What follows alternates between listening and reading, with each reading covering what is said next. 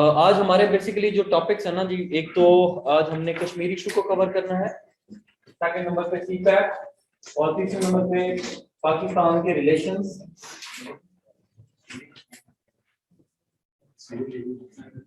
USA,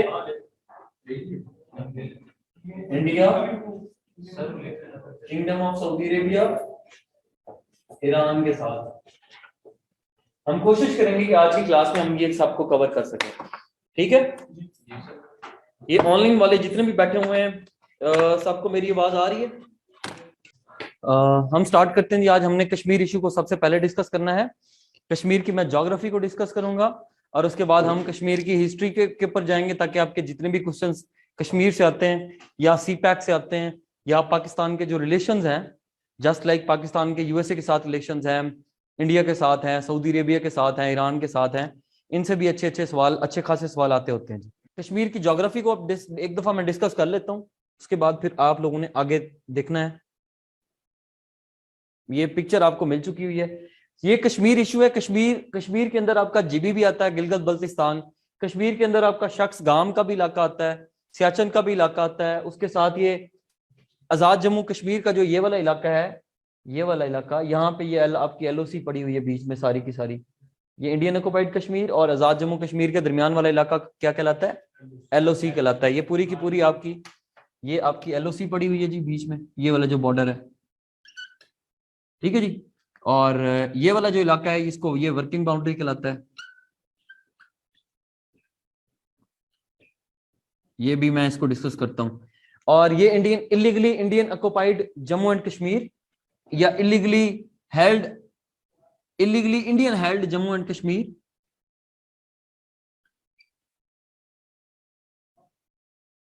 JNK, illegally Indian held Jammu and Kashmir या illegally occupied Jammu and Kashmir, आप उसको कह सकते हैं। उसके बाद ये लद्दाख, ये भी एक यूनियन टेरिटरी बन चुकी हुई है। लद्दाख के साथ अक्साई चीन का इलाका आता है और यूं इसके बीच में ये सियाचिन पड़ा हुआ है, अक्साई चीन, लद्दाख, और ऊपर इनके तिब्बत पड़ा हुआ है जी। ठीक है जी।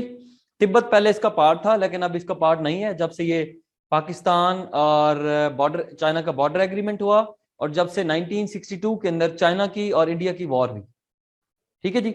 उसमें तिब्बत सारे का सारा वो ले गए थे। ये शख्स गांव का इलाका भी, अक्साई चीन का इलाका भी तकरीबन चाइना ले गया हुआ है। ठीक है जी। लेकिन ये कश्मीर का बहरहाल पार्ट जरूर रहा है।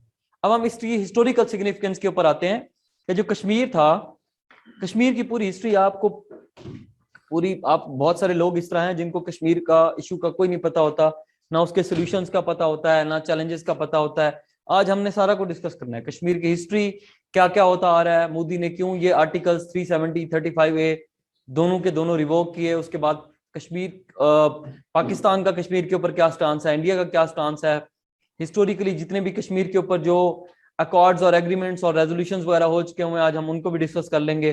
ठीक है जी। तो कश्मीर का फ्यूचर, उसके ऊपर जो सोल्यूशंस वगैरह दिए हुए हैं, आज हमने उन सबको डिस्कस करना है। ओके। इसका पढ़ाने का बुनियादी मकसद मेरा ये होता है, कश्मीर से जो क्वेश्चन आते होते हैं, अच्छे खासे क्वेश्चन आ जाते होते हैं। आपसे ट्रीटी ऑफ अमृतसर पूछ सकता है। ठीक है जी। उसके बाद आपसे जो इंस्ट्रूमेंट ऑफ सेशन हुआ था उसकी डेट पूछ सकता है, रेवोकेशन की डेट पूछ सकता है। तो ये कश्मीर से अच्छे खासे क्वेश्चन आते होते हैं। इसलिए मेरा पढ़ाने का मकसद ये है कि कश्मीर को आज पढ़ा दिया जाए, ताकि आपको ओवरऑल अंडरस्टैंडिंग भी हो जाए कि कश्मीर इशू है क्या। कोई भी मसला होता है तो लोग उसको कहते हैं कि जी मसला कश्मीर बना हुआ है, जो हल ही नहीं हो रहा। आज हम उसको ऊपर देखते हैं कि 5-6 जो उसके ऊपर सोल्यूशन दिए हुए हैं उनको भी डिस्कस करते हैं। इसकी आपको ज्योग्राफी समझ लग गई है? अब आते हैं, दोबारा भी मैं ज्योग्राफी समझाऊंगा आपको। ये जो जीबी का इलाका है, ये पाकिस्तान के पास है और आजाद जम्मू कश्मीर का इलाका भी पाकिस्तान के पास है। Majority of the territorial area belongs to India, India के पास है जी। Indian illegally held occupied Jammu and Kashmir, और उसके बाद लद्दाख भी उनकी एक यूनियन टेरिटरी बन चुका है after the revocation of article 370 and 35A। और उसके बाद ये सियाचिन का इलाका, यहाँ पे डिस्प्यूट है पाकिस्तान की और इंडिया की। इस पे 1984 में जिया के दौर में वॉर स्टार्ट हुई थी सियाचिन के ऊपर। और उसके बाद ये अक्साई चीन का इलाका, कुछ पार्ट इसका चाइना के पास है और कुछ इंडिया के पास है। ओके। उसके बाद आ जाता है जी तिब्बत। तिब्बत का completely, Tibet is the autonomous region of China. China की अगर हम बात करें तो चाइना के 23 प्रोविंसेस हैं और चाइना के 5 एडमिनिस्ट्रेटिव रीजन हैं, ऑटोनोमस रीजन जिनको कहा जाता है। पाकिस्तान के भी 2 ऑटोनोमस रीजन हैं। कौन कौन से हैं? एक आपका जीबी है, एक आपका आजाद जम्मू एंड कश्मीर है। जहां पे ऊपर आप रूल कर रहे होते हैं और नीचे जो टोटली एडमिनिस्ट्रेशन होती है वो लोकल लोगों की होती है। अब आगे चलते हैं इसकी हिस्टोरिकल सिग्निफिकेंस के ऊपर। पहले था भाई जी, बाद में इंडिया ने इसके ऊपर कब्जा किया ना। अभी तिब्बत को ऑटोनोमस रीजन मानते हैं, दलाई लामा यहां से बिलोंग करता है। अब आते हैं आगे। बेसिकली यहाँ पे महाराजा रंजीत सिंह का रूल था 1799 से लेकर 1839 तक। महाराजा रंजीत सिंह ये बेसिकली सिख था, और इस दौरान इसके ऊपर जो थे वो मुगल रूल कर रहे थे 1799 से लेकर 1839 तक, 1839 तक। ये गुजरांवाला से बिलोंग करता था, बड़ा बहादुर जर्नैल था, सिख था। इसने पिशावर से लेकर लाहौर तक और लाहौर से लेकर मुल्तान तक के इलाकों के ऊपर कब्जा किया हुआ था। ओके, तो महाराजा रंजीत सिंह के जो बेटे थे उनमें बड़ा तगड़ा रूलर था। इंटरनल एग्रेशन नहीं, इसने इंटरनल रिवॉल्ट भी नहीं पैदा होने दिया, दो के इसको एक्सटर्नल एग्रेशन अच्छा खासा था। अफगानियों की तरफ से इसकी बाकायदा तौर पे अफगान और सिखों की भी वॉर्स वगैरह होती रही हैं, लेकिन उसके बावजूद इसने तकरीबन 41 साल रूल किया है। उसके बाद जो इनका टोटल टेन्योर सिखों का जो रूल है वो 1799 से स्टार्ट होता है और 1849 तक आता है पंजाब के ऊपर। ये जो आपका पूरा पंजाब पड़ा हुआ है, पिशावर से लेकर पंजाब तक, ठीक है जी। अच्छा, इसमें हुआ ये था,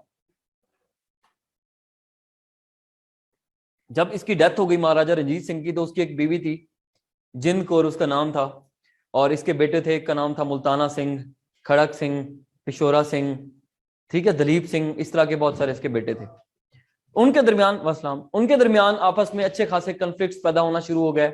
जो इसका वजीर आजम था उसने दलीप सिंह को जाके प्राइम मिनिस्टर बना दिया, और जो इसकी माँ थी वो चाहती थी कि किसी और को प्राइम मिनिस्टर बनाया जाए। और यूं उनकी माँ यानी कि महाराजा रंजीत सिंह की बीवी और उनके जो बेटे थे उनके दरमियान आपस में टसल पैदा हुई। टसल वो इस हद तक पर्सनल हो गई इनके साथ कि उसने अपनी एक बहन थी उसकी, उसको भी अपने साथ मिला लिया। और 1845 में जब उसने देखा कि मेरा कुछ नहीं बनने वाला, तो उसने क्या किया कि ईस्ट इंडिया कंपनी को बाकायदा तौर पे इनविटेशन भेजा और उसने कहा कि आप आए और सिखों के ऊपर अटैक करें। ईस्ट इंडिया कंपनी ने उसको कहा कि भाई ठीक है, हम अटैक करेंगे, बाद में आपको रूलर बना देंगे और ये आपके बेटे को रूलर बना देंगे। तो इस तरीके से इसने ईस्ट इंडिया कंपनी को बुलाया और बुला के अपने ही जो सिख रूल था अपने हस्बैंड के बेटों का के साथ ज्यादती करवा के, और वो बाकायदा तौर पे जंग हुई 1845 में। और यूं 1846 में एक ट्रीटी हुई, ट्रीटी ऑफ अमृतसर। उन्होंने सिखों के ऊपर 1.5 करोड़ रुपए का फाइन कर दिया था, और जो फिर कश्मीर है वो उन्होंने बेच दिया महाराजा जो आपका गुलाब सिंह डोगरा था उसको। यूं गुलाब सिंह डोगरा की एंट्री होती है ईस्ट इंडिया कंपनी से, उसने कश्मीर खरीदा ईस्ट इंडिया कंपनी। 1846 में ट्रीटी ऑफ अमृतसर होती है।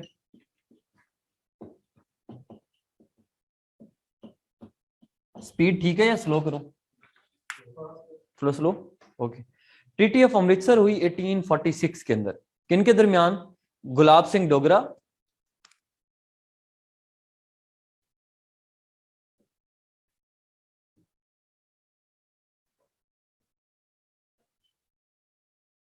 और ईस्ट इंडिया कंपनी के दरमियान, ठीक है जी। 1846 में कितने रुपए में खरीदा गया कश्मीर को? 7.5 मिलियन रुपीस में कश्मीर को गुलाब सिंह डोगरा ने खरीद लिया। आज का 75 लाख बनता है। 7.5 मिलियन रुपीस में कश्मीर को उन्होंने खरीद लिया जी, ठीक है। यहां तक बात क्लियर हो गई। उसके बाद 1849 तक जो सिखों का रूल है वो प्रॉपर कश्मीर के ऊपर चलता रहा। रूलर तो ईस्ट इंडिया कंपनी वाले इनडायरेक्ट नहीं कर रहे थे, बल्कि वो इनडायरेक्टली रूल कर रहे थे और उनसे भत्ता ले रहे थे। जो ऊपर के 3 साल उन्होंने उनको दिए, भत्ता का मतलब पैसे ले रहे थे, ठीक है जी, चार्ज कर रहे थे उनसे, अच्छा खासा पैसा चार्ज कर रहे थे। लेकिन जब ये गए तो उसके बाद उन्होंने कहा कि भाईजान अब जो है ना हम डायरेक्ट रूल यहाँ पे एक्सटेंड करते हैं, ठीक है जी। अच्छा, उसके बाद जैसे ही गुलाब सिंह डोगरा की डेथ हुई है 1857 के अंदर, 1857 यहाँ पे वॉर ऑफ इंडिपेंडेंस भी हुई है, ठीक है जी। पता है ना, ईस्ट इंडिया कंपनी के दरमियान आखिरी जो रूलर था बहादुर शाह जफर था, मुगल था। 1837 में वो रूलर बना और 1857 तक वो गया था, बहादुर शाह जफर। 1857 में गुलाब सिंह डोगरा की डेथ हो गई और 1857 से लेकर 1885 तक रणबीर सिंह का रूल चलता है, रणबीर सिंह। ठीक है जी, 1857 से लेकर 1885 तक, 1885 से लेकर 1925 तक प्रताप सिंह। यस प्लीज, प्रताप सिंह का रूल चलता है जी, प्रताप सिंह। और 1925 से लेकर 1947 तक महाराजा हरि सिंह।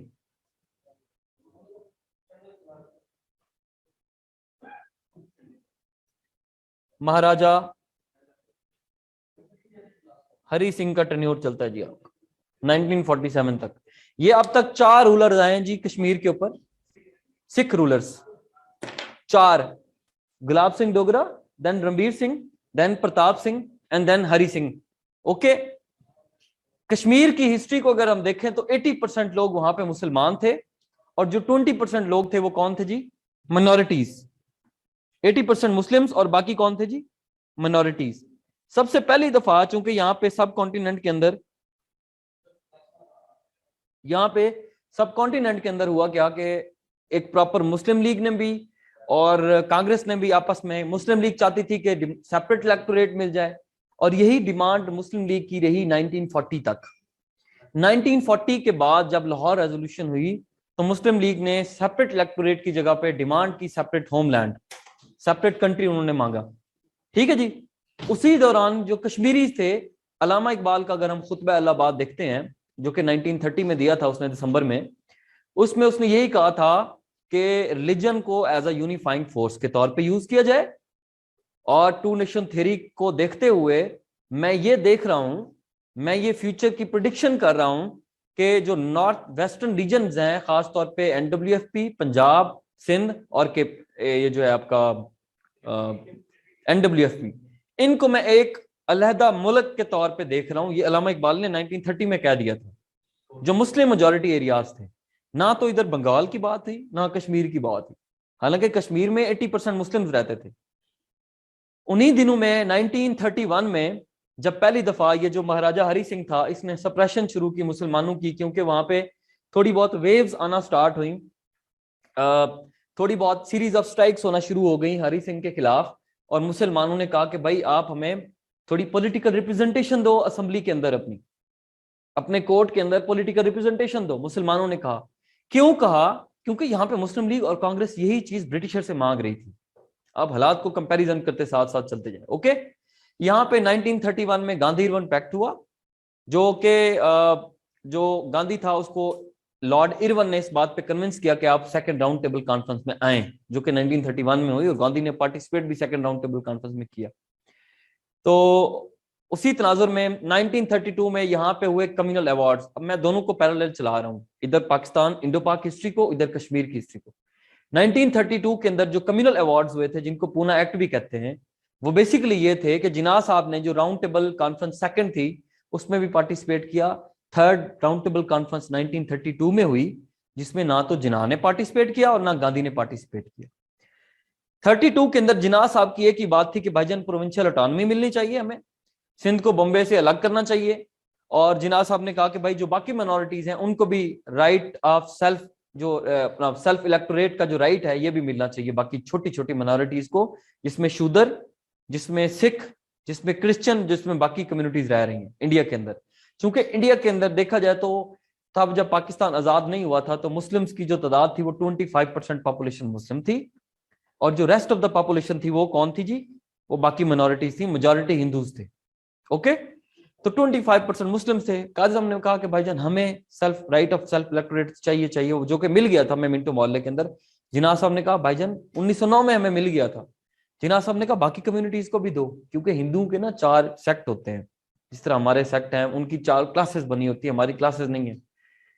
ठीक है जी, उनकी पहली ब्राह्मण है जो रिलीजन को लेके चलते हैं, रिलीजन को वही के मामला देखते हैं। दूसरे नंबर पे खिस्त्री हैं जो फौज आर्मी में जाते हैं उनके। तीसरे नंबर पे उनके आते हैं जी विष्णु, जो खेती बाड़ी करते हैं, बिजनेस करते हैं। चौथे नंबर पे आते हैं शूदर, जिनको दलित कहा जाता है, जिनको नॉन टचेबल कहा जाता है, जिनको कहते हैं कि जी किसी चीज को टच भी कर दें तो वो ब्राह्मण नहीं खाते पीते उस चीज में। ठीक है जी, उनको लोवेस्ट क्लास माना जाता है, सबसे लोअर क्लास। काजिम ने कहा कि भाई इनको भी अपना जो है ना वो आप मिलना चाहिए, राइट ये जो आपका सेपरेट इलेक्टोरेट का जो राइट है, सेपरेट इलेक्टोरेट का जो राइट है कि इनकी भी अपनी कोई ना कोई नुमाइंदगी होनी चाहिए, कोई ना कोई पॉलिटिकल रिप्रेजेंटेशन होनी चाहिए। यहाँ पे जो B.R. अम्बेडकर था वो लीडर था शूद्रों का, B.R. अम्बेडकर। 1932 में गांधी ने उसको समझाया कि पुत्र बैठ जाओ, मेरे हक में बैठ जाओ। जिस तरह यहाँ पे किसी कॉन्स्टिट्यूंसी में 2 MNA के दरमियान नहीं बनती, चाचे भतीजे में तो भतीजा भी खड़ा हो जाता है कि मैंने भी इलेक्शन लड़ना है, फिर चाचा उसको समझाता है पुत्र बैठ जा, मेरी कॉन्स्टिट्यूंसी को चैलेंज ना करो, हम एक ही हैं, ये वो सारा कुछ। इस तरह गांधी ने भी कहा कि भाईजान असल कॉज तो यही है कि इंडिया को इंडिपेंडेंस दिलानी है, तो तुम बैठ जाओ, मैं ही लीडर हूँ कांग्रेस का, ठीक है जी, तो आप ना ही बनो तो हमारी कांग्रेस में तकसीम हो जाएगी। वो समझदार था, वो बैग है। इसी 1932 के तनाजुर को देखते हुए वहां पे इंडिया में शेख अब्दुल्ला था, अभी भी शेख अब्दुल्ला उसका बेटा, तो शेख अब्दुल्ला ने वहां पे all parties Jammu and Kashmir Muslim conference एक कॉन्फ्रेंस बुलाई, all parties Jammu and Kashmir Muslim conference 1932। जी वजिया, it is live today. All parties Jammu and Kashmir conference उसने बुलाई, कब बुलाई? 1932 में। और उसने डिमांड की कि हमें पॉलिटिकल रिप्रेजेंटेशन आप दें। उनको कोई पॉलिटिकल रिप्रेजेंटेशन नहीं दी गई। जब उनको कोई पॉलिटिकल रिप्रेजेंटेशन नहीं दी गई तो उसके बाद उन्होंने बाकायदा तौर पे इसी all parties Jammu and Muslim Kashmir conference को बाकायदा तौर पे एक पॉलिटिकल पार्टी बना दिया इन 1934, और 1939 में बाकायदा उसके सेशंस का आगाज होने लग गया। ठीक है जी। अब दो उधर भी पार्टी बन गई, मुसलमानों की पार्टी बन गई, इधर 1906 में बनी थी, उधर 1934 में बन गई कश्मीर के अंदर। उनका बुनियादी जो ऑब्जेक्टिव था वो ये था कि हम किसी ना किसी तरीके से मुसलमानों को पॉलिटिकल रिप्रेजेंटेशन मिले। लेकिन जब उन्होंने देखा कि सब कॉन्टिनेंट के लोगों का, जब यहाँ पे बात आई 3 जून प्लान 1947 की, किसकी? 3 जून प्लान 1947, जिसको ब्रिटिश पार्लियामेंट से भी पास करवाया गया 3 जून प्लान को, 1947 वाले को, उसको माउंट बैटन प्लान भी कहते हैं ना, ये MCQs आते होते हैं आपके। 3 जून प्लान को माउंट बैटन प्लान भी कहते हैं और सेपरेशन वाला प्लान भी कहते हैं। ठीक है जी। और उसके बाद 3 जून प्लान भी बोलते हैं। 3 जून प्लान में ये बात तय की गई थी कि there were at the time of partition there were 562 princely states. कितनी प्रिंसली स्टेट्स थी? 562 प्रिंसली स्टेट्स थी। उसमें यह कहा गया था कि जो प्रिंसली स्टेट्स हैं उनके पास 3 ऑप्शन हैं। नंबर 1, अगर वो पाकिस्तान के साथ एक्सीड करना चाहते हैं तो उनकी मर्जी है, वो जा सकते हैं, एक्सीड कर सकते हैं। इंडिया के साथ एक्सीड करना चाहते हैं तो जा सकते हैं, इंडिया के साथ कर सकते हैं। नंबर 2। नंबर 3 ये था कि अगर आजाद रहना चाहते हैं तो लोगों की मर्जी के मुताबिक आजाद भी रह सकते हैं। और अगर पाकिस्तान और इंडिया के साथ जब एक्सीड करेंगे तो वहां पे लोगों की मेजॉरिटी डिसाइड करेगी। रूलर विल नॉट डिसाइड कि किसके साथ जाना है मैंने, लोगों की जो पॉपुलेशन है वो डिसाइड करेगी कि मैंने किसके साथ मिलना है, ताकि लोगों की, क्योंकि ब्रिटिशर्स तो बिलीव करते थे डेमोक्रेसी पे। डेमोक्रेसी यही होती है, लोगों की राय क्या है, मेजॉरिटी की राय क्या है। ओके। 3 जून प्लान में ये भी कहा गया कि पाकिस्तान और इंडिया जो है वो डोमिनियन स्टेटस रखेंगे। डोमिनियन में ये होगा कि जो हमारी सोवरेनिटी होती है, जो सुप्रीम पावर होती है, वो रहेगी ब्रिटिश क्राउन के पास। वो किसके पास रहेगी? ब्रिटिश क्राउन के पास वो रहेगी। लेकिन तब तक रहेगी जब तक आपका कॉन्स्टिट्यूशन नहीं बन जाता, आप तब तक ब्रिटिश क्राउन के अंडर में रहेंगे। लेकिन यहाँ पे गवर्नर जनरल आपका ही होगा। ठीक है जी। इंडिया वालों ने चूज किया कि हमारा, उनका जो पहला गवर्नर जनरल बना है वो लॉर्ड माउंट बैटन बना है, पता है ना आपको। और हमारा बना है जिन्ना साहब। जिन्ना साहब ने 15 अगस्त 1947 को हलफ उठाया था, और सर अब्दुल रशीद जो चीफ जस्टिस थे पाकिस्तान के पहले, उन्होंने उनसे हलफ लिया था, जस्टिस अब्दुल रशीद ने। ओके। अच्छा, अब आगे चलते हैं। 1947 में क्या हुआ? 1946 में कश्मीर के अंदर जो वहां पे लोकल मुस्लिम कश्मीरी रह रहे थे, उन्होंने महाराजा को बोला कि क्विट कश्मीर। क्या बोला? क्विट कश्मीर। और उन्होंने बाकायदा तौर पे quit Kashmir conference movement launch कर दी, क्विट कश्मीर मूवमेंट लॉन्च कर दी अगेंस्ट महाराजा हरि सिंह। हालात बड़े खराब हो गए, वायलेंस वगैरह स्टार्ट हो गई। मुसलमान मेजॉरिटी में थे, हिंदू माइनॉरिटी में थे, लेकिन जो महाराजा था वो जाहिर सी बात है सिख था, और उसने डिसाइड करना था कि, और अवाम की मर्जी के मुताबिक डिसाइड करना था। उसने जब देखा हालात बड़े खराब हो रहे हैं तो यहाँ पे पाकिस्तान भी आज़ाद हो गया। 15 अगस्त को पंजाब की, और 15 अगस्त को जो आपका बांग्लादेश है उसकी भी पार्टीशन हो गई। Bangladesh was divided in east east Bangladesh और वेस्ट बांग्लादेश, ये जो कलकत्ता वाले इलाके हैं इंडिया में डाल दिए गए, और जो चिटागांग और ढाका वाले इलाके हैं वो बांग्लादेश में डाल दिए गए, यानी कि ईस्ट बाद में जो ईस्ट पाकिस्तान बना। खैर उनकी देखा देखी कि भाई ये तो अब आजाद हो गया, तो हमें भी कोई ना कोई आजादी की मूवमेंट चलानी चाहिए, क्योंकि यहाँ पे 1946 के इलेक्शन मुस्लिम लीग जीत चुकी थी, उनको पता था पाकिस्तान बन जाना है, उनको पता था यही सुनहरी मौका है, अगर कल को पाकिस्तान बन गया और हम कुछ ना कर सके तो हम सारी जिंदगी कुछ नहीं कर सकेंगे। जब ये बाउंड्री कमीशन बना तो बाउंड्री कमीशन में भी जो गुरदासपुर के इलाके थे और फिरोजपुर के इलाके थे वो सारे के सारे इंडिया को दे दिए, सोची समझी साजिश के तहत इंडिया को दे दिए गए, क्योंकि वहां से एंट्री होती है कश्मीर के अंदर इंडिया की। ठीक है जी, तो दैट वाज जस्ट क्या कहते हैं उसको, अनजस्ट पार्टीशन। ठीक है जी, ये जो पार्टीशन थी ये अनजस्ट पार्टीशन थी कश्मीर की। वासलाम। तो 1947 की अगर हम बात करें तो 1947 में जो महाराजा हरी सिंह था उसने पहले किया स्टैंड स्टिल एग्रीमेंट पाकिस्तान के साथ, फिर इंडिया के साथ। स्टैंड स्टिल एग्रीमेंट जूं का तू जिसको मुआहदा कहते हैं, यानी कि उसने कहा भाईजान मेरी यही पोजीशन है, I want the same status को। ठीक है जी, उसने कहा मैंने किसी के साथ नहीं मिलना। लेकिन जब हालात खराब हुए 22 अक्टूबर 1947 को, कब खराब हुए? 22 अक्टूबर 1947 को वहां पे मुसलमानों की नस्ल कुशी होने लगी, उनको मार धाड़ होने लगी। तो महाराजा ने देखा देखी और उसने जनाब दोबारा जो है 26 अक्टूबर 1947 को इंस्ट्रूमेंट ऑफ एक्सेशन साइन किया इंडिया के साथ। कब किया? इसकी डेट लिख लें, 26 अक्टूबर 1946 को instrument of accession IOA, instrument of accession was signed on 26 October 1947। ठीक है जी, जी accession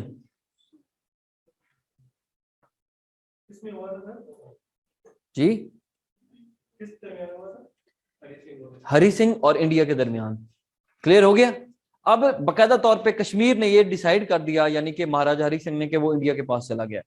इंडिया ने अगले ही दिन 27 अक्टूबर को, अब आप उनकी चालाकी देखें कि एक दिन में कौन पहुंचा सकता है, जब कम्युनिकेशन ही बड़ी वीक थी, तब IT थी नहीं, कुछ नहीं था, और अगले दिन उन्होंने ट्रूप्स भी भेज दी, तो बस इट वाज प्री प्लान्ड। तो 27 अक्टूबर को 1947 को इंडिया ने अपनी ट्रूप्स यहाँ पे भेज दी कश्मीर के अंदर।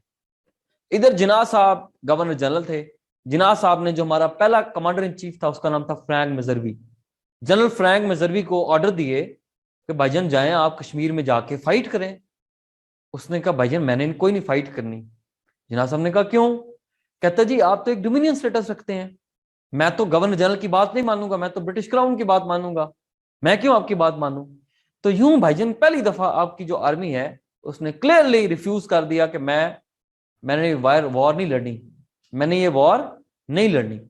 उसके बाद यहाँ के जो लोकल कबायली थे, ट्राइबल्स जिनको कहते हैं आप, खास तौर पे NWFP के, और उसके बाद बलोचिस्तान के NWFP, जिसका नया नाम KPK है, 18वीं तरमीम के बाद रखा गया था 19 अप्रैल 2010 के बाद। तो NWFP बलोचिस्तान, पंजाब के भी कुछ लोग गए, सिंध से भी कुछ लोग गए, इन्होंने जाके वहां पे बकायदा तौर पे जो इंडियन आर्मी थी उनके खिलाफ जाके फाइट की। और आपको ये जो पार्ट है आजाद GB का और आजाद जम्मू कश्मीर का, ये वाला इलाका आपको उन्होंने फतह करके दिया, अदरवाइज ये भी आपके हाथ से चले जाना था।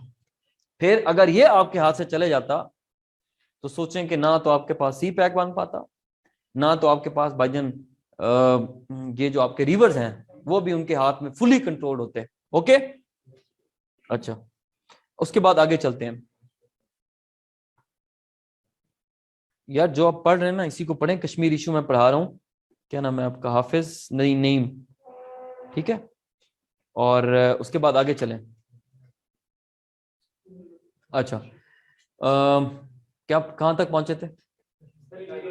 यार आपके जो भी क्वेश्चंस है ना लास्ट में आप पूछिएगा, मैं आपके सब के क्वेश्चंस के आंसर करूंगा, ठीक है। 1947 इंस्ट्रूमेंट ऑफ सेशन, वॉर भी स्टार्ट हो गई। Ali how are you? अच्छा सॉरी, उसके बाद चलते हैं आगे, और कहां तक पहुंचे थे?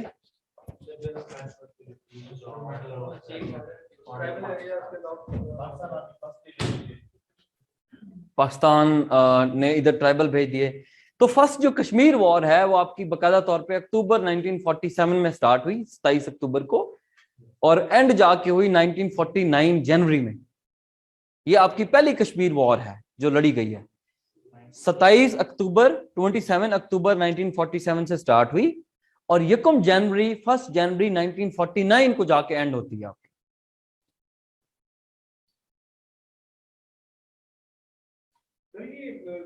ये ट्राइबल एरियाज के जो लोग थे उनके दरमियान और इंडियन ट्रूप्स के दरमियान होती रही ना ये वार, कितना अर्सा चली, एक साल जी चली, एक साल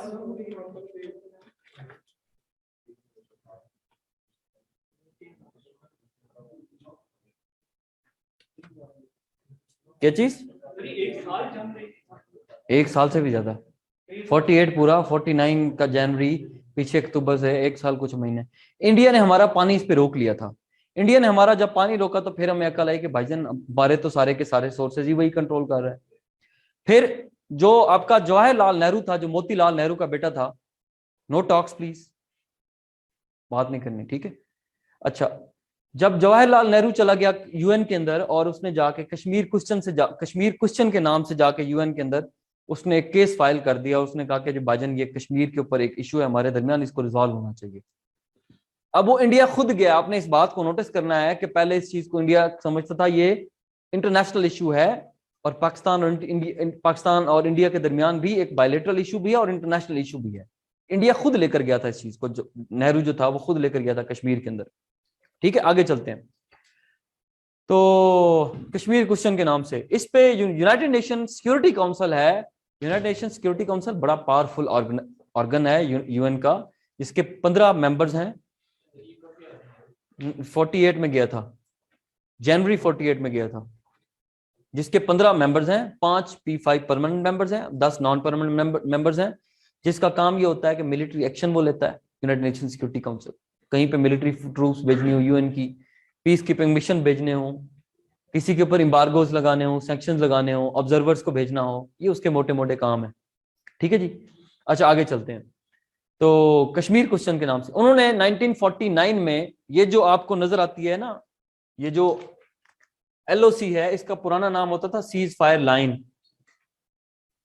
सीज फायर लाइन, यूं सीज फायर आपका हुआ 1 जनवरी 1949 को,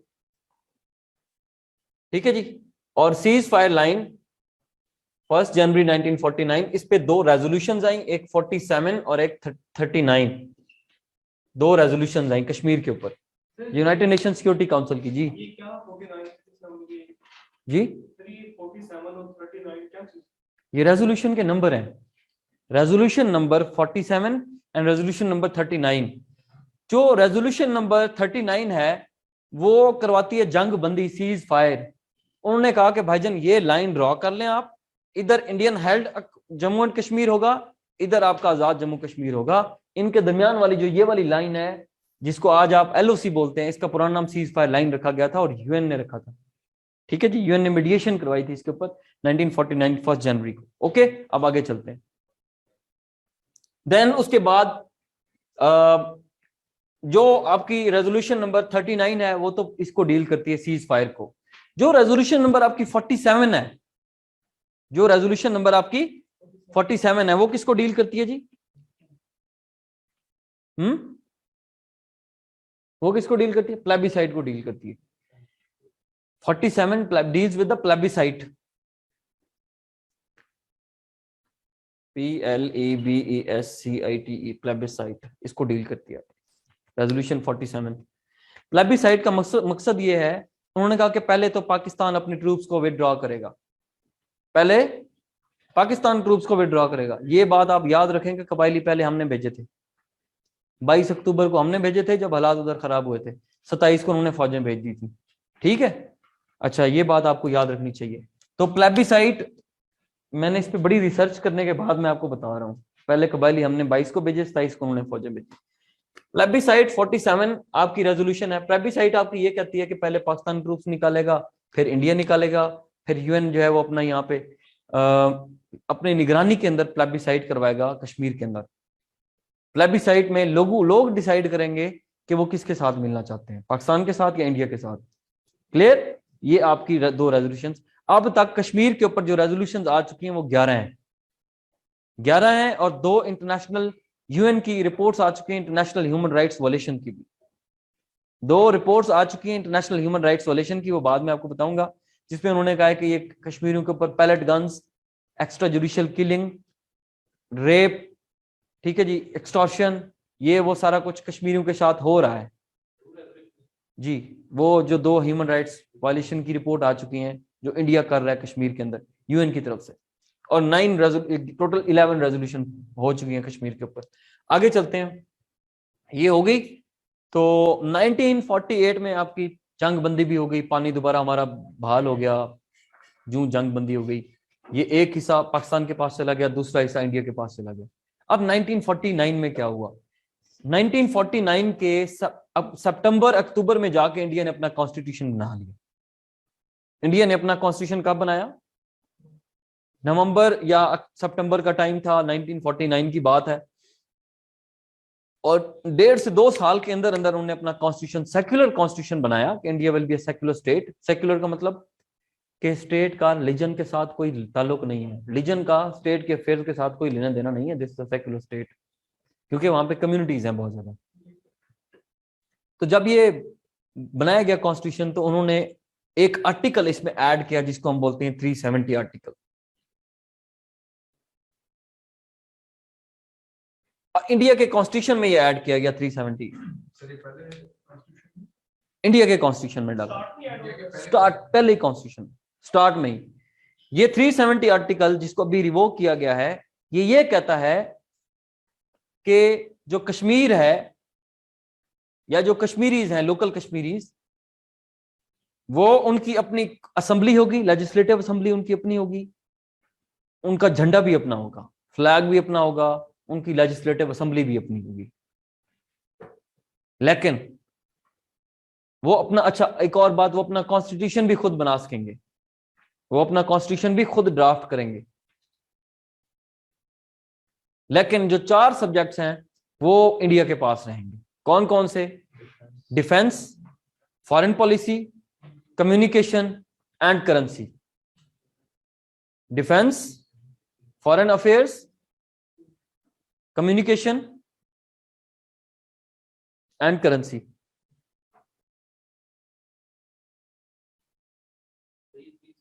करीना, अगर एजेके नहीं होता तो सी पैक क्यों नहीं होता? क्योंकि आपका सी पैक जीबी से गुजर रहा है, गिलगित बल्तिस्तान से गुजर है ना। खंजराब पास कहाँ पे है? जीबी में है। चाइना के साथ जो बॉर्डर आपका लगता है वो जीबी का लगता है, गिलगित बल्तिस्तान का। तो जीबी उनके हाथ में होता तो हम कहां से कर पाते? ठीक है जी, आगे चलें। 370 है फिलहाल, 35 के साथ ए लगता है, बिकॉज 35 इज अमेंडेड, जो अमेंडेड हो उसके साथ ए लगता है। ओके अच्छा, it was added in the Indian constitution in 1949 but it was confirmed in 1952। India के आर्टिकल में 1952 में इसको कंफर्म भी कर लिया गया। उसके बाद आते हैं इंडिया में, ये जो कश्मीर है उसके अंदर 1951 में इलेक्शंस होते हैं जो वो खुद करवाते हैं। शेख अब्दुल्ला पहले कादिज़म के साथ रहा, लियाकत अली खान के साथ रहा, जब इंडिया ने थोड़ा उसको घास डाला तो फिर वो इंडिया का हो गया शेख अब्दुल्ला। इंडिया ने उसको कहा कि भाईजान हम आपको प्राइम मिनिस्टर बना देंगे। इलेक्शन हुए, इन इलेक्शंस को शेख अब्दुल्ला जीत गया। ना पाकिस्तान ने एक्सेप्ट किया, ना यूएन ने एक्सेप्ट किया, किसी ने भी एक्सेप्ट नहीं किया। दोबारा 1954 में आ जाए। अब हम इसकी कश्मीर की हिस्ट्री सिस्टमैटिक वे में चला रहे हैं, एक एक साल की, ठीक है, जिस जिस तरह के इवेंट्स आ रहे हैं। 1954 में एक आर्टिकल दोबारा ऐड किया जाता है 35A। अब ये जो ए है, ए का मतलब होता है अमेंडेड, जो बाद में ऐड किया गया हो, अमेंड किया गया हो। ठीक है जी, आपकी लेजिस्लेशन 3-4 काम करती है मोटे मोटे: law making, law repealing, law amending. Executive के ऊपर check, vote of confidence, vote of no confidence, public accounts committee, उनको बुला के क्रिटिसाइज करना, ये वो सारा कुछ उनसे। तो ये जो अमेंड भी यही करती है आपकी लेजिस्लेशन। उनकी असेंबली ने 35A 1954 में ऐड किया उनके कॉन्स्टिट्यूशन में, और इसमें कहा गया, ये आर्टिकल 35A क्या है। 370 तो मैंने आपको बता दिया ना क्या है। अब 35A सुन ले क्या है। 35A, it grants special status to Kashmiris. ये कश्मीरियों को एक स्पेशल स्टेटस देता है कि जो नॉन कश्मीरीज हैं, non Kashmiris will not be allowed, लिख नहीं रहे, ये चीजें आपको कहीं से नहीं मिलेंगी, बड़ी किताबें पढ़ के ये वो सारा कुछ, ये बड़ी कोशिश करनी पड़ती है, आर्टिकल्स किताबें पढ़ के उनसे चीजें निकाल के फिर आप तक पहुंचाना होता है। ठीक है जी। Non Kashmiris will not be allowed to acquire education in Kashmir,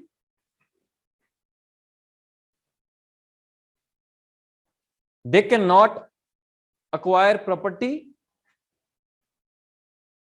in Kashmir, they cannot marry with the local Kashmiris,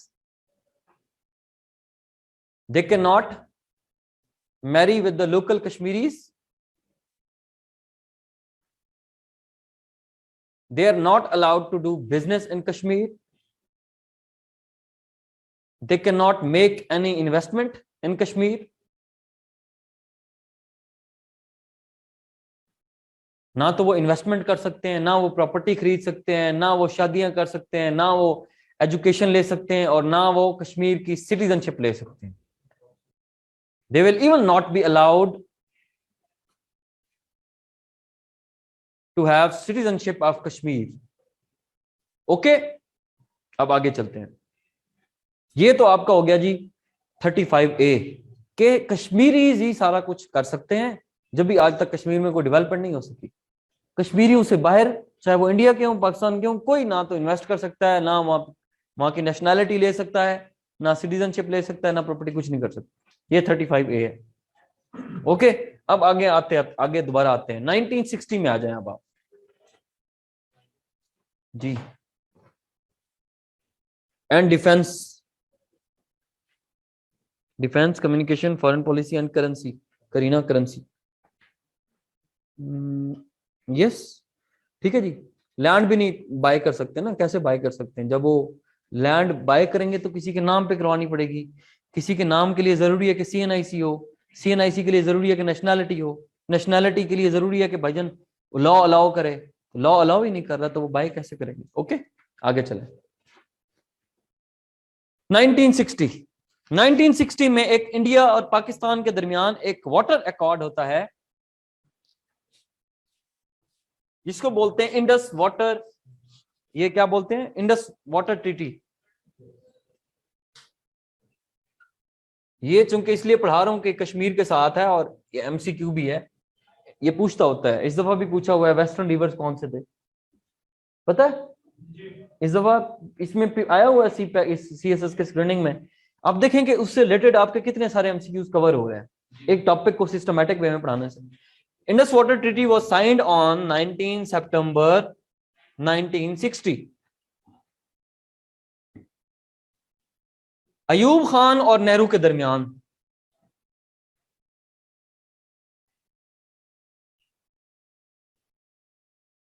जो ये ट्रीटी करवाने वाला मीडिएटर था वो था वर्ल्ड बैंक। वर्ल्ड बैंक ने क्या करवाई? मीडिएशन करवाई, ट्रीटी करवाई है, इंडस वाटर ट्रीटी। 19 अयूब और नेहरू के दरमियान, जवाहरलाल नेहरू, 4 साल बाद ही नेहरू की डेथ हो गई 1964 में। इंडस वाटर ट्रीटी, इसमें जो वेस्टर्न रिवर्स थे, वेस्टर्न रिवर्स कौन कौन से हैं जी?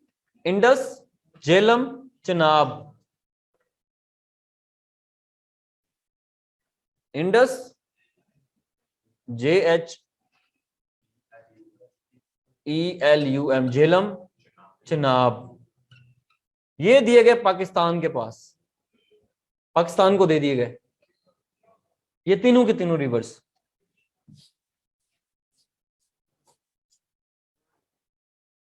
और जो बाकी के 3 रिवर्स थे, जो ईस्टर्न रिवर्स थे, वो इंडिया को दे दिए गए। वो कौन से थे? रावी, सतलुज, ब्यास, ये इंडिया को दे दिए गए। रावी, सतलुज, ब्यास इंडिया को दे दिए गए। ठीक है जी, ईस्टर्न रिवर्स। अच्छा, अब इसकी जब ये हुआ तो इसमें एक कमीशन भी बना, इंडस वाटर कमीशन। बाद में इंडस वाटर कमीशन भी बनाया गया, जो कि इस ट्रीटी को इंश्योर करवाए, इसको इंश्योर करवाए। उसमें पाकिस्तान के मेंबर्स भी होंगे, इंडिया के मेंबर्स भी होंगे, इंडस वाटर कमीशन के। ठीक है जी, ये वर्ल्ड बैंक मीडिएशन जो करवाई थी।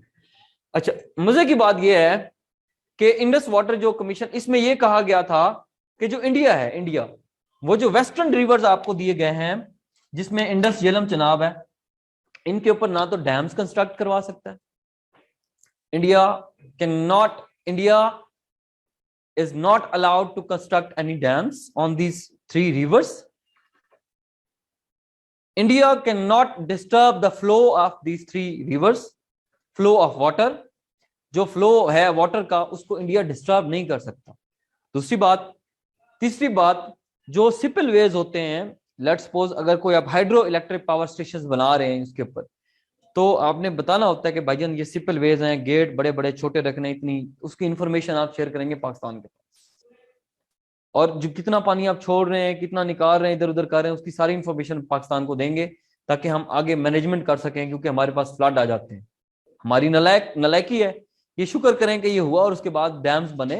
आपका सबसे जो बड़ा डैम है वो तरबेला डैम है, इंडस रिवर के ऊपर है, 4888 मेगावाट की कैपेसिटी है, 4888 मेगावाट की कैपेसिटी, और दुनिया का वर्ल्ड लार्जेस्ट अर्थ फिल्ड डैम है तरबेला, दुनिया का सबसे बड़ा लार्जेस्ट अर्थ फिल्ड डैम जो मिट्टी से बना हुआ है, भरा हुआ है। ठीक है जी, लार्जेस्ट अर्थ फिल्ड डैम तरबेला डैम है। ठीक है, और मंगला डैम झेलम रिवर के ऊपर है। मंगला डैम की कैपेसिटी तकरीबन 1100 मेगावाट है। जो आपका है ये गाजी ब्रोथा, उसकी 1450 मेगावाट की कैपेसिटी है। अभी तरबेला में एक्सटेंशन, ये तरबेला की एक्सटेंशन की गई थी 2002 में, ये इनिशिएट हुआ था गाजी ब्रोथा जो है तरबेला में। अभी उसकी एक्सटेंशन और बढ़ाई जा रही है, 6200 मेगावाट तक उसको बढ़ाया जा रहा है। खैर आगे चलते हैं। इंडिया प्रॉपरली अभी इनके ऊपर डैम्स बना रहा है, इन तीनों रिवर्स के ऊपर जो हमारे पास है, पखलदल, किशनगंगा, बगलेहार और इस तरह के और डैम्स बना रहे हैं। पखलदल, किशनगंगा, बगलेहार, इनके ऊपर बना रहे हैं, हमारे जो ये रिवर्स है इनके ऊपर बना रहा है। हम गए थे दोबारा वर्ल्ड बैंक के पास, हमने कहा भाईजान ये मेहरबानी करो, ये क्या कर रहा है इंडिया, हमारी वॉयलेशन कर रहा है। तो आईसीजे में भी हम गए थे, लेकिन उन्होंने कहा कि इंडिया इसमें जीत गया। इंडिया कहता है भाईजान मुझे तो पानी की जरूरत है, पाकिस्तान अपना स्टोरेज कैपेसिटी बढ़ाए, हमारे पास डैम्स ही नहीं है। हमारे पास कालाबाग डैम के ऊपर जो है वो पॉलिटिक्स होती है केबीडी के ऊपर। एनडब्ल्यूएफपी यानी कि केपीके ये कहता है कि जी मेरे जो नौशेरा वाले इलाके हैं वो डूब जाएंगे। सिंध कहता है जी मेरे पास अपर रिपेरियन पंजाब है, सारा पानी ये ले जाएगा, लोअर रिपेरियन पे मैं हूं, मेरे पास पानी नहीं पहुंचेगा। और दूसरा केपीके ये भी क्लेम करता है जो हाइड्रो इलेक्ट्रिक पावर स्टेशन लगना है वो मियां वाली में लगना है, मियां वाली पंजाब में है, सारी उसकी रॉयल्टी पंजाब के पास जानी है। तो मैं किस खाते में गया? उसकी हाइट भी इन्होंने कम की, 9 फीट से 7 फीट की, फिर भी उनको एतराज है केपीके वाले, फिर इस पे कोई बात ही नहीं करता कालाबाग डैम के ऊपर, हालांकि अच्छी खासी स्टोरेज है उसकी। ठीक है जी। अच्छा, उसके बाद आते हैं जी आगे, दूसरा जो इवेंट हुआ, ये जब हो गया तो 1962 में एक वॉर होती है इसी कश्मीर के ऊपर, इंडिया की और चाइना की war, Indo China war, India China war 1962। जो चाइना है वो ये जो अक्साई चीन का इलाका, तिब्बत का इलाका और लद्दाख का कुछ पोर्शन ये ले जाता है चाइना। चाइना और इंडिया के दरमियान एक बॉर्डर है, उसको बोलते हैं LAC लैक। ये वाला जो एरिया है इसको क्या बोलते हैं? LAC, line of actual control, line of actual control. जो इंडिया और चाइना के दरमियान एक बॉर्डर है, पाकिस्तान के दरमियान लाइन ऑफ कंट्रोल है, line of actual control. Okay, आगे चलते हैं। तो इंडिया ये वॉर हार गया था और चाइना ये वॉर जीत गया था। चाइना ने तिब्बत का इलाका पे कब्जा कर लिया, अक्साई चीन पे, शख्सगाम के ऊपर कब्जा करके बैठ गया। उसके बाद जो लद्दाख का कुछ पोर्शन है वो चाइना के पास आया, और इंडियन इलीगली ऑक्युपाइड कश्मीर भी ये भी चाइना के पास आया। तो ये हो गया 1963 Pakistan China border agreement.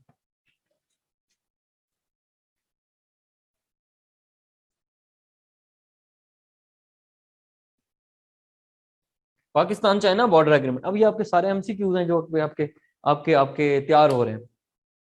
Pakistan China border agreement हुआ और इसको करवाने वाला ऊपर अयूब खान, नीचे जो फॉरेन मिनिस्टर था वो जुल्फिकार अली भुट्टो था, और जो डिप्लोमैट था वो था जी मंजूर कादिर।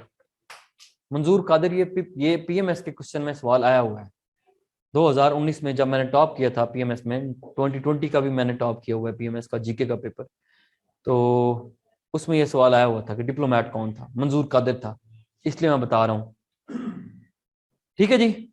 और ये पाकिस्तान चाइना बॉर्डर एग्रीमेंट हुआ जिसमें पाकिस्तान के और चाइना के हालात काफी बेहतर हो गए। हमने कुछ एरियाज चाइना को इसमें दे दिए थे, गिफ्ट कर दिए थे, आगे चले वैसे ही दे दिए थे। 1964 में नेहरू की डेथ हो गई, जवाहरलाल नेहरू की डेथ हो गई। बगले हार बना रहा है यासिर,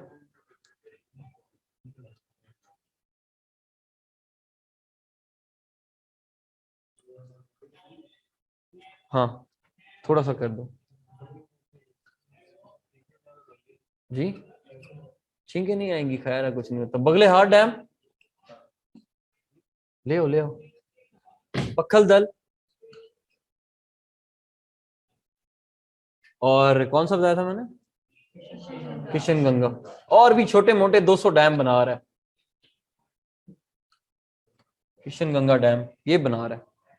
1964 में नेहरू की जैसे डेथ हो गई, तो 1964 में पाकिस्तान ने जो सर क्रीक का इलाका नहीं आता आपका, run of Kutch, Gujarat, Indian Gujarat, और हमारा मिट्टी और थरपारकर वाला इलाका सिंध के पास, रन ऑफ कच्छ का इलाका है जो कि सर क्रीक है। वहां पे सर क्रीक अभी भी डिस्प्यूटेड है territory between Pakistan and India, sir creek. तो पाकिस्तान क्लेम करता है ग्रीन लाइन के ऊपर और वो करते हैं रेड लाइन के ऊपर। अब रेड लाइन जो है वो पाकिस्तान को आगे टच करती है, तो वो कहते हैं वो इलाका जो पाकिस्तान तक है, रेड लाइन वो हमारा है। हम कहते हैं नहीं, वो इंडिया जो है उसके साथ ग्रीन लाइन है, वो हमारा इलाका है। आप समझ रही हैं? ये गूगल करना पड़ेगा कि कितना कोई एरिया है, इतना ज्यादा नहीं है, लेकिन ऑयल रिच बहुत ज्यादा है, फिशिंग वहां पे बहुत ज्यादा है, मिनरल्स बहुत ज्यादा है, और स्ट्रेटेजिकली बड़ा इंपॉर्टेंट है वो। ठीक है जी, किशन गंगा, बगले हार, और उसके बाद आगे आ जाए। 1964 में हमने देखा कि इंडिया उधर से वॉर हार गया और इधर से नेहरू की भी डेथ हो चुकी है। तो यहाँ पे टिक्का खान था, टिक्का खान बड़ा बदमाश जर्नैल था, उसका मोराल वैसे ही बड़ा भाई हुआ था। उसने बांग्लादेश में जितनी जातियां की है ना, आपको शायद अंदाजा नहीं है, आप पढ़ लें जनरल, इन्हीं के ब्रिगेडियर सालक की किताब पढ़ लें, मैंने डाका डूबते देखा, हाँ थोड़ा सा, ठीक है जी, है उसी के अंदर देख लें। हमीदुर रहमान कमीशन की रिपोर्ट अभी तक सामने नहीं आई, खैर जो भी है उसको छोड़ें, वो दैट इज हिस्ट्री। आगे चलें। 1965 की जो वॉर है, पाकिस्तान ने 1964 में किया ऑपरेशन जिब्राल्टर, या सर इनफ। 1964 में हमने किया ऑपरेशन जिब्राल्टर, पाकिस्तान ने किया, कहां किया, कश्मीर के अंदर। ये वाला जो कश्मीर है, इंडियन हेल्ड कश्मीर। क्यों किया? पाकिस्तान ने लोकल कश्मीरीज को ट्रेन किया, 1 महीने की ट्रेनिंग दी। देन उसके बाद पाकिस्तान ने सोचा कि हम जाके उनके ऊपर कब्जा कर लेंगे, अटैक करके जनाब हम जीत जाएंगे। उनका मोराल वैसे ही डाउन है। इधर सर क्रीक में हमने उनकी 2 चौकियां फतह की हुई हैं, तो नेहरू वहां पे वैसे ही मर चुका है, लीडरशिप का क्राइसिस है, चलो भाई। लेकिन पाकिस्तान को इस जंग में बड़ा, ये प्लान बड़ा नाकाम हुआ। इन जनरल अयूब खान, इसमें उसकी कोई खास रजामंदी शामिल नहीं थी, ना भुट्टो की थी। ये टिक्का खान और 1-2 और जनरल थे जिनका प्लान था सारे का सारा। ठीक है जी, आगे चलते हैं जी। जनरल मूसा, पता नहीं मूसा भी था, 1-2 और भी था, एक राणा भी था कोई, खैर आगे चलते हैं जो भी था। तो 65 की जो वॉर है वो इसी ऑपरेशन जिब्राल्टर का हिस्सा थी, इसी का एंड रिजल्ट थी। 65 की वॉर ने, इंडिया ने हमारे ऊपर अटैक कर दिया, गुरदासपुर के फिरोजपुर वाले इलाकों से। उन्होंने कहा कि हम लाहौर में जाके नाश्ता करेंगे। 1965 की वॉर थी, 6 सितंबर से स्टार्ट हुई, 23 सितंबर तक गई, 17 दिन की वॉर। 6 सितंबर टू 23 सितंबर तक 17 दिन की ये टोटल वॉर थी, जिसमें पाकिस्तान और इंडिया के दरमियान जंग थी, और बाद में किसी नतीजे पे पाकिस्तान के कुछ इलाके उनके पास चले गए थे इस जंग में। लेकिन बाद में इनके दरमियान आपस में थोड़ी बहुत सुलह सफाई हो गई और इंडिया वापस चला गया। हमने इसको 6 सितंबर को यौम दिफा मनाते हैं कि हमने अपनी सरहदों का दिफा किया, टेरिटोरियल हमारा डिफेंस। ठीक है जी। अच्छा, 1966 ताशकंद अकॉर्ड,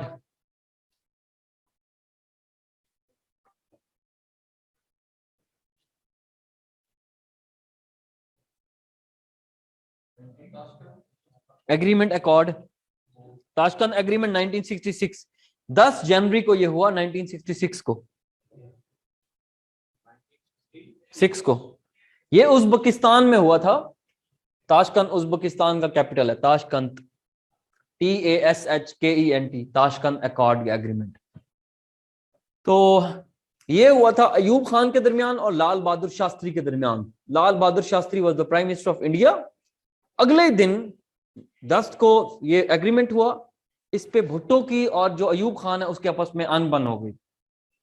भुट्टो ने ये कहा कि भाईजान आपने ये जंग जीती हुई है, जीती हुई जंग आप अकॉर्ड कर रहे हो, एग्रीमेंट कर रहे हो, तो इसका मतलब आप सरेंडर कर रहे हो, आप हार जाओगे। इस पे अयूब खान ने उसको कहा शट अप उल्लू के पट्टे। इनकी आपस में तब से टसल हुई 66 में। और अगले ही साल Bhutto was a narcissist, he was authoritarian kind of person. अगले ही साल नवंबर में जाके भुट्टो ने अपनी पीपल्स पार्टी बना ली थी, याद है आपको, लाहौर के अंदर 1967 के अंदर। अच्छा, ये जो अकॉर्ड हुआ ताशकंद अकॉर्ड, इसमें इंडिया के पास कुछ हमारे इलाके चले गए थे, वो कुछ वापस मिले कुछ नहीं मिले। खैर उसके बाद आगे चलते हैं, 1966 हो गया। अब आते हैं वापस दोबारा अयूब खान, ठीक है जी। 1971 चूंकि बांग्लादेश वाली वॉर है, 3 दिसंबर से शुरू होके 16 दिसंबर तक गई। मक्ती बाहिनी इंडिया की तरफ से लड़ी गई और बांग्लादेश के अंदर और पाकिस्तान की तरफ से जनरल मूसा और जनरल काका, जनरल टिक्का खान और ये सारे जर्नैल थे। और इंडिया ने हमारी 93,000 सोल्जर्स और कैप्चर्ड बाय इंडियन ट्रूप्स, ठीक है जी। पाकिस्तानी जो उन्होंने 93,000 फौजी पकड़ लिए थे। फिर बाद में हमने उनके साथ 2 जुलाई 1972 को एक एग्रीमेंट किया, उसका नाम था शिमला एग्रीमेंट। 2 जुलाई 1972 शिमला एग्रीमेंट। ये शिमला हिमाचल प्रदेश का इलाका है जहां पे ब्रिटिशर 6-6 महीने जाके बैठते थे, उनका कैपिटल होता, सर्दियां होती हैं वहां, हिमाचल प्रदेश। 1972 2 जुलाई। 71 में हमसे बांग्लादेश अलग हुआ है 16 दिसंबर को, ढाका डिबक्कल, ठीक है।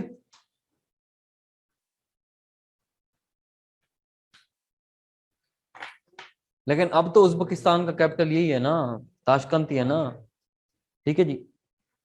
तो ये बेसिकली स्टेट्स थी जो कि यूएसएसआर का पार्ट थी। यूएसएसआर जब डिसॉल्व हुआ है तो 16 स्टेट्स उससे अलग हुई हैं, लीना, ओके। अच्छा आगे चलते हैं। 2 जुलाई शिमला एग्रीमेंट। शिमला एग्रीमेंट बड़ा इंटरेस्टिंग एग्रीमेंट है। इसमें यह कहा गया कि ये जो लाइन ऑफ कंट्रोल, ये जो सीज फायर लाइन है, ये वाली कौन सी वाली, इंडियन हेल्ड ऑक्युपाइड कश्मीर के दरमियान, जो जम्मू कश्मीर और आजाद कश्मीर के दरमियान वाली जो लाइन है, जिसकी टोटल जो लेंथ है वो 861 किलोमीटर है। 861 LOC की टोटल लेंथ है। ये जो आपका न्यू पॉलिटिकल मैप हमने जारी किया है उसके अकॉर्डिंग बता रहा हूं। आपको पता है ना, पाकिस्तान का मैप भी चेंज हुआ है, एरिया भी चेंज हुआ है। पहले 7,96,096 होता था, 7,96,096 किलोमीटर। अब 8,81,913 किलोमीटर स्क्वायर बन गया हुआ है।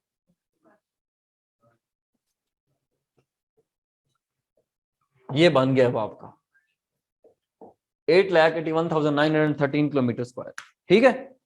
अच्छा, ये जो शिमला एग्रीमेंट हुआ था ये बेसिकली भुट्टो के दरमियान हुआ था और इंदिरा गांधी के दरमियान हुआ था। भुट्टो और इंदिरा गांधी के दरमियान। इस एग्रीमेंट ने में जो पाकिस्तान की जो ट्रूप्स उन्होंने पकड़ी हुई थी, 93,000 फौजें, वो छुड़वानी भी थी हमें। इधर से जनरल अरोड़ा के सामने जनरल नियाजी गए, कायदा तौर पे तकरीब हुई, सरेंडर करना पड़ा मजबूरन हमें, क्योंकि हम जंग हार गए थे, अब उनकी टर्म्स हमने माननी थी। उन्होंने कहा यही बात जो शिमला एग्रीमेंट पे भुट्टो की और उनकी आपस में टसल थी, जो आपका हुआ था ना ताशकंद अकॉर्ड 1966 वाला, उसमें शास्त्री कहता था भाईजान इसमें कश्मीर के ऊपर कोई बात नहीं होगी। भुट्टो कहता था नहीं होगी। अयूब ने कहा चलो नहीं करते हम बातचीत इसके ऊपर, हम कश्मीर को बीच में लाते नहीं है। तो एक तरीके से उन्होंने विक्ट्री भी सेलिब्रेट की। 1966 की बात कर रहा हूँ। 72 में दोबारा से शिमला एग्रीमेंट, दोबारा से 93,000 फौजें उन्होंने हमारी छोड़ी, लेकिन उन्होंने कहा भाईजान एक शर्त पे छोड़ेंगे, Kashmir is a bilateral issue between Pakistan and India. Kashmir is now a bilateral, it's not an international issue anymore. ये अब इंटरनेशनल इशू नहीं होगा, ना कोई थर्ड पार्टी आके इसको रिजॉल्व करवाएगी, ना तो यूएन की प्लेबिसाइट आएगी, ना कुछ होगा। लेकिन ये क्या होगा, ये पाकिस्तान और इंडिया के दरमियान एक बायलैटरल इशू है, इसको हम ही रिजॉल्व करवाएंगे। शिमला एग्रीमेंट में डिसाइड हुआ, हमने उसकी शर्त मान ली। ओके, अब आते हैं 1984 की तरफ। 1984 में ये जो सियाचिन वाला पार्ट है, ये वाला आपका, यहाँ पे इंडिया ने अपनी ट्रूप्स भेजी, फिर पाकिस्तान ने भी अपनी ट्रूप्स भेजी जिया के दौर में 1984। अभी तक ये इलाका दोनों के कंट्रोल में है, कुछ एरिया पाकिस्तान के कंट्रोल में है, कुछ इंडिया के कंट्रोल में। Now coming towards Kargil war which is directly related to the Kashmir. ये जो कारगिल वाली वॉर है, ओके अच्छा, जो कारगिल वाली वॉर है कब शुरू होती है, मई 1999। मई 1999 वाजपेयी ने पहले विजिट किया अप्रैल में यहाँ पे पाकिस्तान में, जो उनका प्राइम मिनिस्टर था वाजपेयी, उसने पहले कहाँ पे विजिट किया, नवाज शरीफ से आया, हाल चाल पूछा, मिलाया, भाई दोनों के ताल्लुकात ठीक ठाक। लेकिन फिर जनरल मुशर्रफ को एक कोई दिमागी कीड़ा था या जो भी, उसने जनाब जाके वॉर शुरू कर दी। ये मुशर्रफ की वॉर थी, शुरू की हुई वॉर, जो कि बाद में पाकिस्तान को वापस आना पड़ा। इंटरनेशनल मीडिया ने हमारी बड़ी ठीक ठाक, ठीक है जी, तो ये गलती थी, बगैर सिविलियन लीडरशिप को एतमाद में लिए मिलिट्री के बंदे ने वॉर स्टार्ट करवा दी, जिसपे मुशर्रफ के और नवाज शरीफ के ताल्लुकात खराब होते हैं आपस में, पता है ना आपको, पढ़ाऊंगा आपको। तो ये मई 1999 में वॉर स्टार्ट हुई और कुछ दिन ये वॉर चलती रही। मुशर्रफ साहब कहते हैं जी मैं कारगिल में घुस गया था, यानी कि ये Indian occupied Jammu and Kashmir के कुछ इलाकों में घुस गया था। फिर अमेरिका से मीडिएट करवाई, वाशिंगटन पॉलिसी अपनाई हमने, नवाज शरीफ वाशिंगटन गया, फिर वापस आया तो अमेरिका से जाके हमने कहा कि भाई जंगबंदी कराओ, जंगबंदी हुई। और उसके बाद दोबारा इंडियन पार्लियामेंट के ऊपर अटैक उन्होंने करवाया या किया गया इंडिया ने, इंडिया के अंदर 2001 में। 1989 में कश्मीर मूवमेंट से भी थी। वो 1993 में स्टार्ट करवाई थी बेनजीर भुट्टो के टेन्योर में।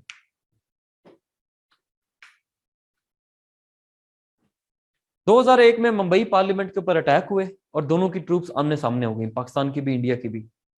फिर मुशर्रफ ने जाके वाजपेयी से हाथ मिलाया, तब जाके कोई मामला ठंडे हुए, ठीक है।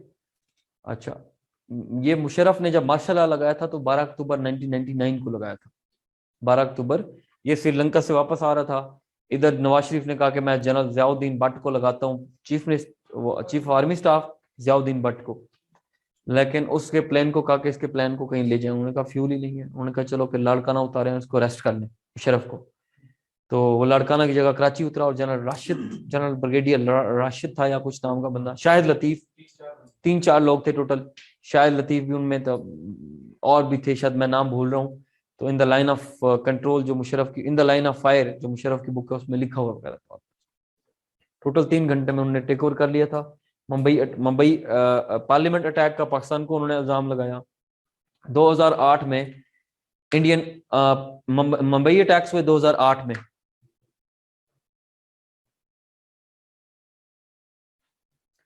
ठीक है जी, 2008 में क्या हुआ, मुंबई अटैक्स, इंडिया के मुंबई के ऊपर अटैक्स हुए, इसका दोबारा इल्जाम उन्होंने पाकिस्तान के ऊपर लगाया, अजमल कसाब। ठीक है जी। अच्छा, तो ये 4 दिन अटैक रहा था बेसिकली। उसके बाद 2011 में उड़ी अटैक हुआ, ये कश्मीर से रिलेटेड है। उड़ी अटैक, यहाँ पे इंडियन ऑक्युपाइड कश्मीर का इलाका उड़ी एक इलाके का नाम है, वहां पे कोई मुजाहिद गया जिसको कहते हैं आप फ्रीडम फाइटर, उसने जनाब जाके उनकी जो इंडिया की जो थी बनी हुई थी, जो फौज की छावनियां होती हैं, चेक पोस्ट वगैरह, उनको उड़ा दिया, या उन्होंने खुद उड़ाया या कोई लोकल फ्रीडम फाइटर था। जाहिर सी बात है कश्मीरियों के अंदर भी तो रिजेंटमेंट है ना जी। हाँ, तो 2000 उड़ी अटैक। 2016 में बुरहानुद्दीन वानी को शहीद किया गया, 2011 जानी, मुझसे पूछ लो भाईजान, 2016 में तो बुरहानुद्दीन वानी को शहीद किया गया। He was a great freedom fighter. Burhanuddin वानी को कब शहीद किया गया, 2016 के अंदर उसको शहीद किया गया। जब से उसको शहीद किया गया तब से, जो पहले कश्मीरी थोड़े बहुत ठंडे थे, लेकिन तब से मोमेंटम पकड़ ली थी फ्रीडम, ये जो फ्रीडम मूवमेंट थी, एकदम से उसने मोमेंटम पकड़ ली 2016 के बाद। भाई जी हमारे फ्रीडम फाइटर्स को मारा जा रहा है। खैर 2019 पे आ जाए, पुलवामा अटैक 14 फरवरी, ये कश्मीर के अंदर ही जगह, अब करीब आ गए, हम इसको डिस्कस कर लेते हैं। कश्मीर इशू खत्म होने वाला है, 5 मिनट में खत्म करता हूँ। लेकिन आपको सब समझ आ गई होगी पूरे कश्मीर को, आई होप। पुलवामा अटैक हुआ 2019 14 फरवरी को, 14 फरवरी को जब पुलवामा अटैक हुआ, उन्होंने फॉल्स फ्लैग ऑपरेशन करवाया। मुंबई अटैक्स ब्रोई 2008 में हुए थे। पुलवामा अटैक 2019 14 फरवरी को उन्होंने फॉल्स फ्लैग ऑपरेशन खुद ही करवा दिया, अपनी बंदे मरवा दिए उन्होंने, और इल्जाम लगाया पाकिस्तान के ऊपर। और उन्होंने कहा कि हम सर्जिकल स्ट्राइक्स करेंगे। यहाँ पे कोई जमात दावा ने, यानी कि हाफिज सईद ने कोई यहाँ पे कश्मीर के अंदर कुछ बनाया हुआ है। खैर, फिर दोबारा 26 फरवरी को उन्होंने आके यहाँ पे 2019 को बालाकोट नहीं, ये जो हमारा इलाका था मुजफ्फराबाद, उन्होंने जाके यहाँ पे आके कुछ सर्जिकल स्ट्राइक्स वगैरह उन्होंने कहा कि हमने किए, इल्जाम लगा दिया। खैर की नहीं थी, हमारे दरख्त गिरा के चले गए थे। तो उसके बहाने हमने फिर अभिनंदन को पकड़ा। ऑपरेशन स्विफ्ट रिटॉर्ट 27 फरवरी 2019 operation Swift SWIFT Swift RETORT retort, operation Swift retort, ये हमने किया उनके खिलाफ। ओके, कल सुपरसोनिक वाला उड़ा है, कोई गिरा है जी? आप पूछें।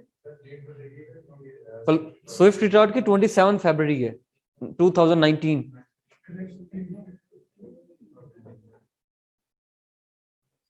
ओके, आगे चलते हैं हम। अब आगे चल लेना यार। 2000 उसके बाद क्या हुआ कि 5 अगस्त को 2019 को 5 अगस्त 2019 को इंडिया ने, ये जो 2 आर्टिकल्स मैंने लिखवाए थे, मोदी की गवर्नमेंट आई, सेकंड टेन्योर मोदी का था, पहला टेन्योर नहीं था, सेकंड टेन्योर था। मोदी के सेकंड टेन्योर में इन दोनों आर्टिकल्स को 5 अगस्त 2019 को रिवोक कर दिया, यानी कि खत्म कर दिया। 370 को भी और 35A को भी, दोनों को खत्म कर दिया। खत्म करके इनको यूनियन टेरिटरी बना दिया। क्या बना दिया? यूनियन टेरिटरी किसको? एक लद्दाख को और एक Indian held Jammu and Kashmir को। इंडिया के की टोटल 9 यूनियन टेरिटरीज हैं। कितनी है? जिनमें 2 ये भी शामिल हो गई हैं। यूनियन टेरिटरी उनकी वो होती है जो उनके वफाक के कंट्रोल में है, फेडरल गवर्नमेंट के कंट्रोल में नहीं। पहले 7 थी, अब 9 हो गई हैं। जो यूनियन टेरिटरी क्या होती है?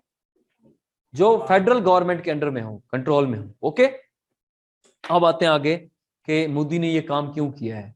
कश्मीर से आपके तमाम सवाल हो गए हैं। इससे जितने भी MCQs थे हमने ऑलमोस्ट कवर कर लिए हैं।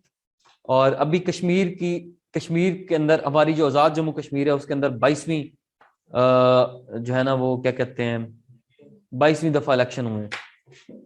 22वीं दफा हुए हैं, ये देख लेना कब हुए। अच्छा छोड़ो। मोदी ने क्यों किया ये हरकत? नंबर 1, मोदी ने ये अटेंशन डिफ्लेक्ट करने के लिए, रियल इश्यूज से अटेंशन डिफ्लेक्ट करने के लिए अवाम की ये हरकत की है। क्योंकि मोदी की वहां पे जो GDP है, उनकी जो उनकी जो GDP है वो 8% से कम होके -4 पे आ चुकी थी। GDP ग्रोथ 8% से नीचे आई तो जाहिर सी बात है अवाम तो पागल हो जाएगी। दूसरी बात, उसने हिंदुत्व आइडियोलॉजी को प्रमोट करने की कोशिश और कर रहा है। Hindutva ideology is greater India की बात वो करते हैं। वो कहते हैं हिंदू हिंदू हिंदू हिंदू का रूल होगा जी, नस्ल कुशी भी कर रहे हैं इसी चक्कर में। तीसरी बात, मस्जिद मंदिर पॉलिटिक्स खेल रहा है वो। उसकी मस्जिद, बीजेपी की इससे बाहर कोई पॉलिटिक्स नहीं होती, मस्जिद मंदिर की पॉलिटिक्स होती है। काटो एक दूसरे को, ये करो वो करो, मस्जिद मंदिर पॉलिटिक्स। तीसरी बात, उसको अफगानिस्तान पीस प्रोसेस में कोई रोल नहीं दिया गया इंडिया को। उसको इस बात का भी ग्रज था कि I am nowhere, India could not find any role in Afghan peace process. ठीक है जी। छठी बात, बीजेपी का इलेक्शन मैनिफेस्टो भी था। अब ये बात करते हैं कि जब ये उन्होंने ये किया रिवोक, तो कौन कौन से लॉज की वायलेशन की है। सबसे पहले जो UN की रेजोल्यूशंस हैं 47, इसकी वायलेशन की है, नंबर 1। नंबर 2, उन्होंने इंडिया के अपने ही कॉन्स्टिट्यूशन की वायलेशन की है। कैसे? इंडिया के कॉन्स्टिट्यूशन में बकायदा तौर पे ये लिखा हुआ था कि जब भी ये आर्टिकल रिवोक करेंगे 35 370, तो वहां की कॉन्स्टिट्यूएंट असेंबली अगर रिवोक करना चाहे तो तभी आप कर सकते हैं, वरना नहीं कर सकते। उन्होंने उनकी असेंबली से पूछा ही नहीं है, तो अपने कॉन्स्टिट्यूशन की वायलेशन कर दी। नंबर 3, जो जेनेवा कन्वेंशन हुआ था, जेनेवा अकॉर्ड, जेनेवा कन्वेंशन बल्कि उसकी भी खिलाफ वर्जी की है। उसके बाद जो शिमला एग्रीमेंट हुआ था ये वाला, उन्होंने कहा था कि हम यूनिलैटरल मूव कोई नहीं लेंगे, अकेले खुद से हम कुछ नहीं करेंगे, बायलैटरल इशू है। लेकिन यहां पे उन्होंने अकेले यूनिलैटरली सारा कुछ कर दिया, तो इसकी भी वायलेशन होगी। ओके, ठीक है जी। तो ये सारी की सारी इन लॉज की मेजर लॉज हैं, ये इनकी वायलेशन ये कर चुका है। 1949 जिनेवा कन्वेंशन है, 49 है मेरे ख्याल से। वो जिनेवा अकॉर्ड तो 1988 में हुआ था, वो और चीज थी, वो जब रशिया फॉल कर गया था, यूएसएसआर फॉल कर। हाँ मोदी साहब, वहां पे यही चीज, इंडिया अब जो हम अब जिया के दौर में थे, एक्सट्रीमिज्म यहाँ पे थी, अब वो इंडिया के दौर में आप देखेंगे, इंडिया में बीजेपी के दौर में आप देखेंगे। खैर आगे चलें। अब इसके सॉल्यूशंस क्या क्या दिए गए हैं, जो इसके सॉल्यूशन दिए गए हैं वो कौन कौन से हैं। Number 1, sir Owen Dixon plan. Dixon plan, Owen Dixon plan, ये जब यूएन ने बनाया था कमीशन कि जी इसके लिए कोई कमीशन ना दे। Owen Dixon was an Australian जज। Owen, OWEN, Owen Dixon, DIXON, Dixon, he was an Australian जज। इसमें बकायदा तौर पे ओवन डिक्सन ने कहा कि जो हिंदू मेजॉरिटी एरियाज हैं, लद्दाख की जो टेरिटरी है वो कौन ले जाए, इंडिया। जो मुस्लिम मेजॉरिटी एरियाज हैं, जीबी कौन ले जाए, पाकिस्तान। जो बीच में ये वाला पार्ट बन रहा है आजाद जम्मू कश्मीर का और कश्मीर का, इसको रख के करो 2 हिस्सों में डिवाइड, एक इंडिया को दे दो, दूसरा पाकिस्तान को दे दो। This was the Owen Dixon plan. Okay, अब आते हैं अगला, 1949 की बात है शायद। उसके बाद 1960 में एक और फार्मूला दिया गया, उसको कहते हैं चिनाब फार्मूला। ये अब्दुल कयूम खान ने दिया था 1960 में, अब्दुल कयूम खान, चिनाब फार्मूला। जो रिवर्स गुजर रहे हैं यहां से, कश्मीर से रिवर इंडस भी उधर से गुजर रहा है, चिनाब भी गुजर रहा है, रावी सतलुज ब्यास भी गुजर, चिनाब उसने कहा भजन जो रिवर चिनाब है उसके अलोंग साइड रख के आप पार्टीशन कर दें, डिवाइड कर दें आप, एक तरफ इंडिया एक तरफ पाकिस्तान। चिनाब के इस साइड इंडिया, इस साइड पाकिस्तान, ठीक है। लेकिन इंडिया को यह बात मंजूर नहीं हुई। तीसरा प्लान सॉल्यूशन जो दिया गया है वो कश्मीर की, ये जो यूएन ने दिया था प्लेबिसाइट वाला, कि कश्मीरियों की अपनी मर्जी से, यूएन का जो आर्टिकल 2 है ह्यूमन राइट्स डिक्लेरेशन का,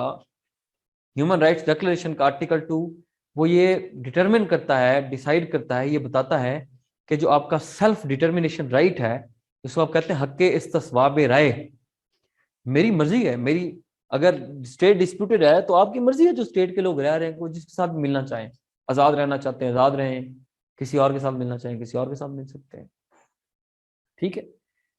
तो वो जो प्लेबिसाइट है उसको तीसरा हल वही है कि पहले पाकिस्तान ट्रूप्स निकाले, फिर इंडिया निकाले, फिर यूएन अपने यहाँ पे फोर्सेस भेजे और प्लेबिसाइट करवाए, फेयर ट्रांसपेरेंट, लोगों की मर्जी पूछे भाई वो क्या चाहते हैं। अभी उसी तरफ आ रहा हूं मेरी जान, मुझे बोलने तो दें।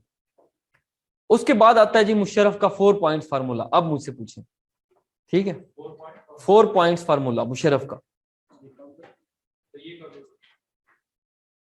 ये मुशर्रफ ने दिया था 2004 के बाद, 4-4-5। मनमोहन सिंह और इसके अच्छे टर्म्स चल पाए थे, आपस में चल पड़े थे, और उसके बाद नहीं हो पाया, ये वकला तहरीक चली और सब खत्म हो गया। मुशर्रफ का 4 पॉइंट ये फार्मूला था कि पहले तो फेज वाइज मिलिट्री विड्रॉ होगा, ट्रूप्स का विड्रॉल होगा, यानी कि हम डीमिलिटराइजेशन करेंगे। क्या करेंगे? डीमिलिटराइजेशन हम करेंगे।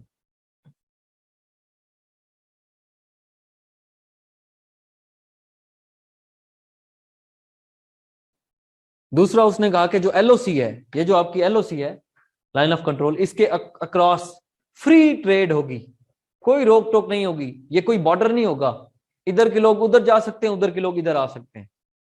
दूसरा पॉइंट इसका ये था।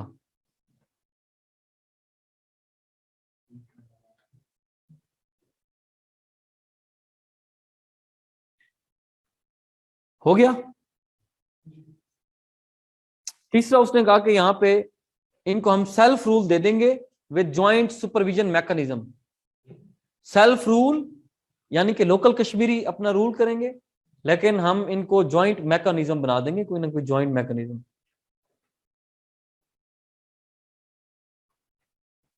और इसने कहा कि चौथा पॉइंट, इनको हम सेल्फ ऑटोनॉमी दे देंगे, सारी की सारी खुद मुख्तारी, but not independence. Self autonomy but not independence.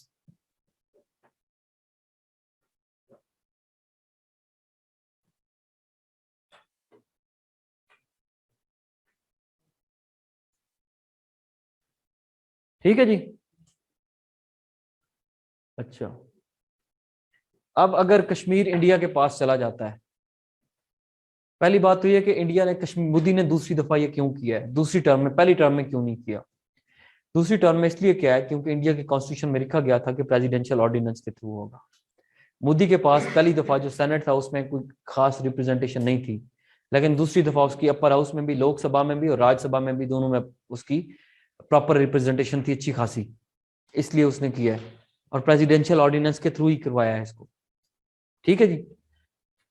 और पाकिस्तान के पास अगर ये कश्मीर इंडिया के पास चला जाता है तो इसकी इम्प्लीकेशन क्या क्या होंगी पाकिस्तान के पास। आपके रिवर्स गए, आपका पानी गया, पानी गया तो मुल्क में फूड इनसिक्योरिटी होगी, आपस में सूबों की वॉर होगी, और आपके पास ना खाने के लिए पानी होगा, ना पीने के लिए, आपने वैसे भूख से मर जाना है। Water insecurity, food insecurity. ठीक है, यही वजह ना, इन हमारे तो इनको पता ही कुछ नहीं है ना, साले खा पी रहे हैं सारे के सारे, इनको पता ही नहीं है कि फ्यूचर के लिए क्या प्लानिंग करी जा रहे हैं, सिर्फ आबादी बढ़ रही है और कुछ पता ही नहीं है। 8-8, 20-20, 25-25 बच्चे पैदा करी जा रहे हैं, कौन सा तरीका है ये सच्ची बात है। मतलब कोई कोई गवर्नेंस का कोई तरीकाकार किसी को भी नहीं पता। भाई आबादियों पे बैन करो, आबादी आपकी इतनी ज्यादा अनब्रिडल्ड पॉपुलेशन ग्रोथ हो रही है, पता ही कुछ नहीं है, पूरे रीजन में सबसे ज्यादा हमारी है, पूरे रीजन में पारी है, 2.4% पे चली गई है ग्रोथ, हर साल इतना ज्यादा इजाफा। और ये तो वो है जो पता ही नहीं है, असल तो आपको पता ही नहीं है ना कि कितनी है, 25 करोड़ से भी ऊपर जा चुकी है। वसाइल हमारे कम से कम होते जा रहे हैं, पानी है नहीं, आगे 10-12-15 सालों में खत्म, फिर क्या करेंगे आप। ठीक है ना, मतलब ये है कि यार इनको कुछ ना कुछ, इनको हम कुछ इस तरह भी सोचना चाहिए, हमारे जो पॉलिटिशियंस हैं। ये मौलवी तो बड़ा गलत काम करते हैं ना, जो ये कहते हैं कि जी आप बच्चे पैदा करो, इस्लाम खतरे में है। भाईजान इनको इधर भी प्लानिंग सोचो कि रिसोर्सेज भी आपके डिप्लीट हो रहे हैं। छोटे छोटे घर, खुडे खुडे शहरों में जाएं, आपको पता चलेगा छोटे छोटे पिंजरों में लोग रह रहे हैं, लिविंग स्टैंडर्ड आपका है नहीं, आबादी आपकी बढ़ती से बढ़ती जा रही है, अनएम्प्लॉयमेंट और पॉवर्टी रेट आप देख लें। खैर आगे चलें। तीसरा, कश्मीर जो सी पैक की सिक्योरिटी है वो डैमेज हो जाएगी, सी पैक की सिक्योरिटी डैमेज, क्योंकि कश्मीर उनका अफगानिस्तान बन जाएगा जिस तरह अफगानिस्तान बना हुआ।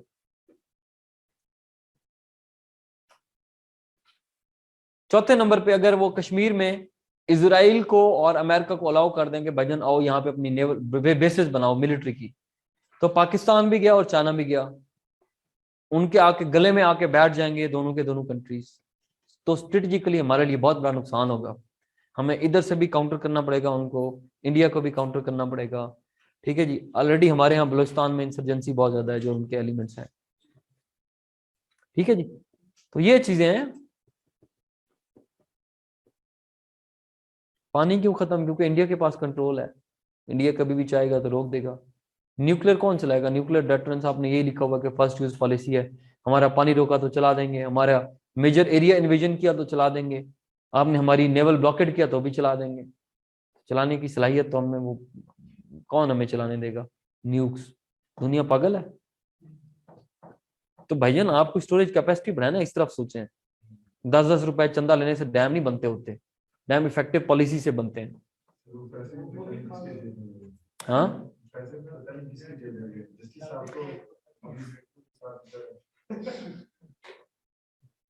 उसमें मेरे ख्याल से कोई 90 अरब रुपए इकट्ठे हुए थे, नहीं 70 अरब, हाँ हाँ सॉरी, नहीं कोई 9 अरब रुपए इकट्ठे हुए थे, 14 अरब रुपए सिर्फ एडवर्टीजमेंट पे खर्चा कर दिया था। और डैम कितने में बनना है? $14 बिलियन लगना है सिर्फ आपके गाजी ब्रोथा के ऊपर। नहीं, टीवी चैनल्स, कमर्शियल्स, ये जो बैंकों के बाहर आप लगे होते थे पोस्टर्स, कहां से बनेंगे वो? खैर, ये तो था आपका ये वाला। उसके बाद सी पैक को डिस्कस करते हैं। कश्मीर समझ लग गया है? क्लियर हो गया है? ठीक है जी। नहीं यार, ये इसको पढ़ लें सी पैक को, उसके बाद बाकी पढ़ लें। नहीं, अभी खत्म करते हैं जी। सुबह बनाने की, yes it's a good question, I really appreciate you. आपका नाम क्या है?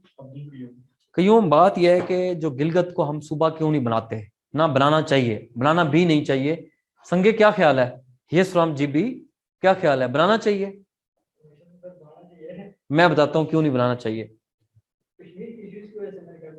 हाँ, असल इशू ये है because GB is the part of Kashmir. अगर हम जीबी को सुबह बनाते हैं, जीबी की टोटल पॉपुलेशन कितनी है? नहीं, ऑलमोस्ट 1.34 मिलियन, 14 लाख, 1.4 मिलियन, तकरीबन 14 लाख है। 14 लाख आपका कट हो जाएगा अगर आपने इसको सुबह बना दिया। तो कल को अगर प्लेबिसाइट हो गई, कल को होनी तो है ना कभी कुछ ना कोई फैसला तो होगा, तो 14 लाख आपका वोट कट हो जाएगा। दूसरे नंबर पे, आप अगर इसको सुबह बनाएंगे तो आप जितने भी अकॉर्ड्स और एग्रीमेंट्स हैं इंटरनेशनली, उनको वायलेट कर देंगे। तीसरी बात, जो कश्मीरियों का राइट ऑफ सेल्फ डिटर्मिनेशन है, उसके ऊपर क्लियर कट आप उनको बता देंगे कि भाईजान ये हमने बना दिया है, आप इंडिया जो मर्जी करें। इंडिया भी कहेगा आपने भी तो किया है, मैंने कर लिया तो आप क्या हो गया है। इस तरह तो इंडिया ने वो किया ना हरकत, तो हम हर जगह पे जा रहे हैं कि इंडिया ने गलत काम किया है। आपके पास एक जवाब है, ये वजूहत है। हाँ जी, करंट स्टेटस ये है कि पाकिस्तान का ऑटोनमस रीजन है, वहां पे लोकल लोगों का रूल है। पॉलिटिकल पार्टी भी बकायदा पाकिस्तानी पॉलिटिकल पार्टीज वहां पे जीत रही होती हैं, इलेक्शन हो रहे होते हैं, ठीक है जी। और इसी तरह जीबी पे देख लें, लोकल लोगों की रूल है, लेकिन एडमिनिस्ट्रेटिव कंट्रोल हमारी स्टेट का है। बजट भी उनका अपना होता है, खाना पीना भी उनका अपना, लगाना भी अपना, सारा कुछ ओके। आगे चलते हैं, लेकिन उनकी करेंसी भी हमारे अंडर है, हमारे मुल्क के अंडर है, सारा का सारा कंट्रोल उनका हमारे पास है। ह्यूमन राइट्स डिक्लेरेशन का वो कहता है कि राइट ऑफ सेल्फ डिटर्मिनेशन का जो राइट है वो हर बंदे के पास, हर एक को दिया जाएगा। उस मुल्क के नेशनल्स के पास होता है कि वो जिसके साथ चाहे एक्सीड करे। Now moving toward CPEC, 10 minute में इसको खत्म करते हैं। CPEC basically China Pakistan economic corridor.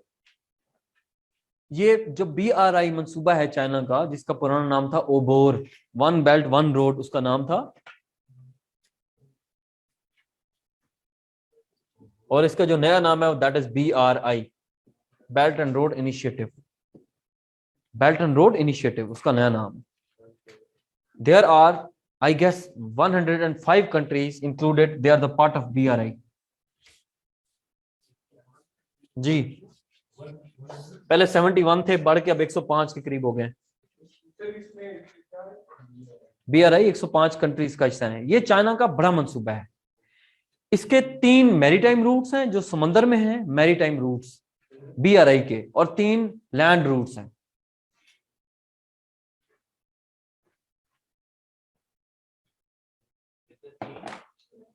Land routes, 3 maritime routes BRI के।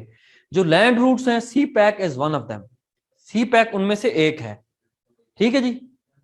अब आते हैं सी पैक की तरफ। चाइना पाकिस्तान इकोनॉमिक कॉरिडोर, सी जो गवादर आपका प्रोजेक्ट है, गवादर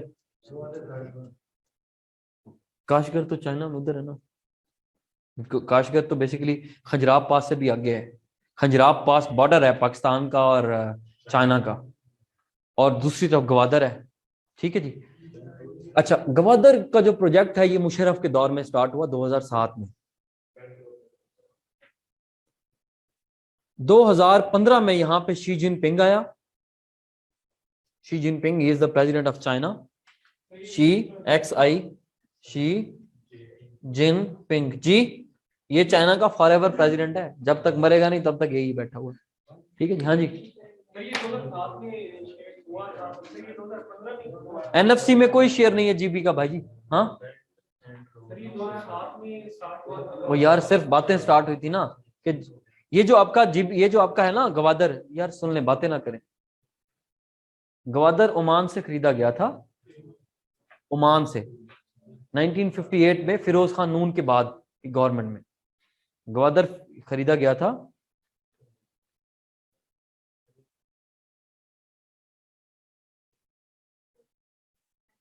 अच्छा अब हम बात करते हैं, मारिया नहीं है, 140 105 है अभी तक। वेस्ट इसकी तरीके से अच्छे खासे तरीके से अपोज कर रहा है। वेस्टर्न कंट्रीज काउंट तो करें, दुनिया में यूएन में 193 कंट्रीज हैं टोटल जो रजिस्टर्ड हैं। 2 ऑब्जर्वर स्टेट्स हैं, एक पैलेस्टाइन है और एक आपकी वेटिकन सिटी है। ठीक है, 193 कंट्रीज में से 105 है अभी तक इसके। अच्छा आगे चलते हैं। सी पैक 2015 में शी जिनपिंग आया और अप्रैल 2015 में इस मंसूबे की बुनियाद रखी गई।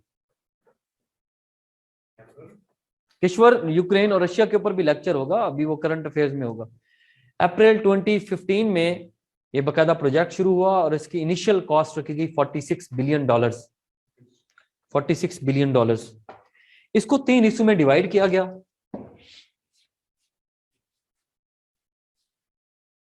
जो पहला फेज था, फर्स्ट फेज, 3 फेजेस के अंदर, फर्स्ट फेज, ये सेकंड फेज और थर्ड फेज।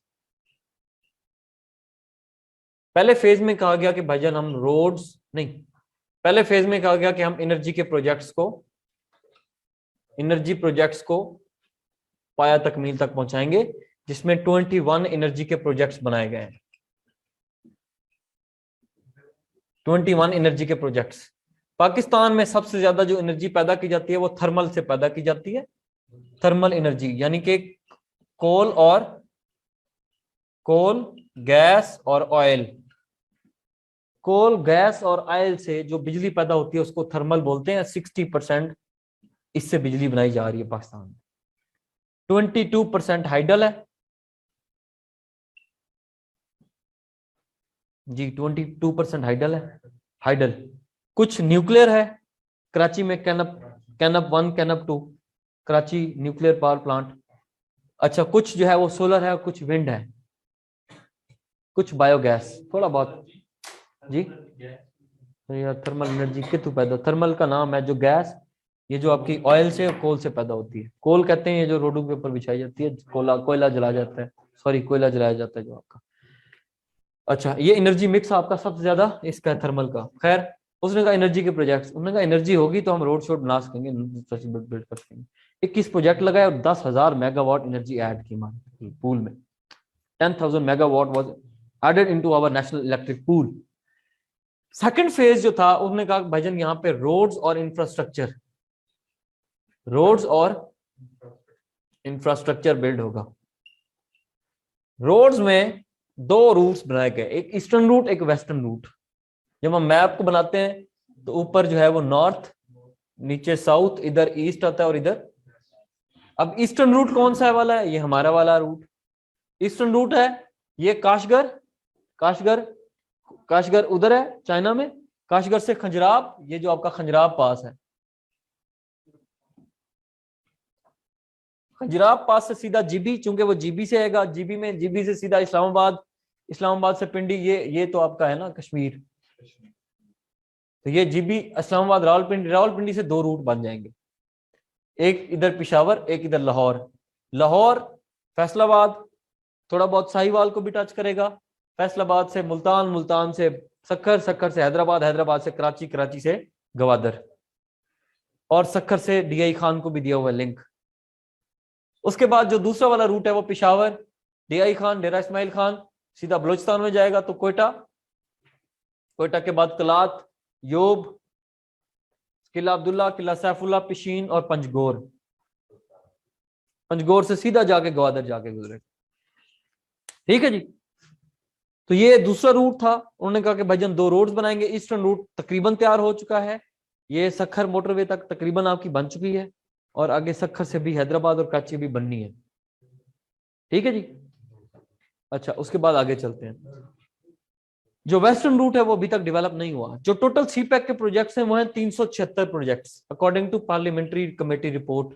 376 टोटल हैं, उनमें जो 332 टोटल प्रोजेक्ट्स हैं, 332, और उनमें 176 जो है वो सिर्फ पंजाब में लग रहे हैं प्रोजेक्ट्स।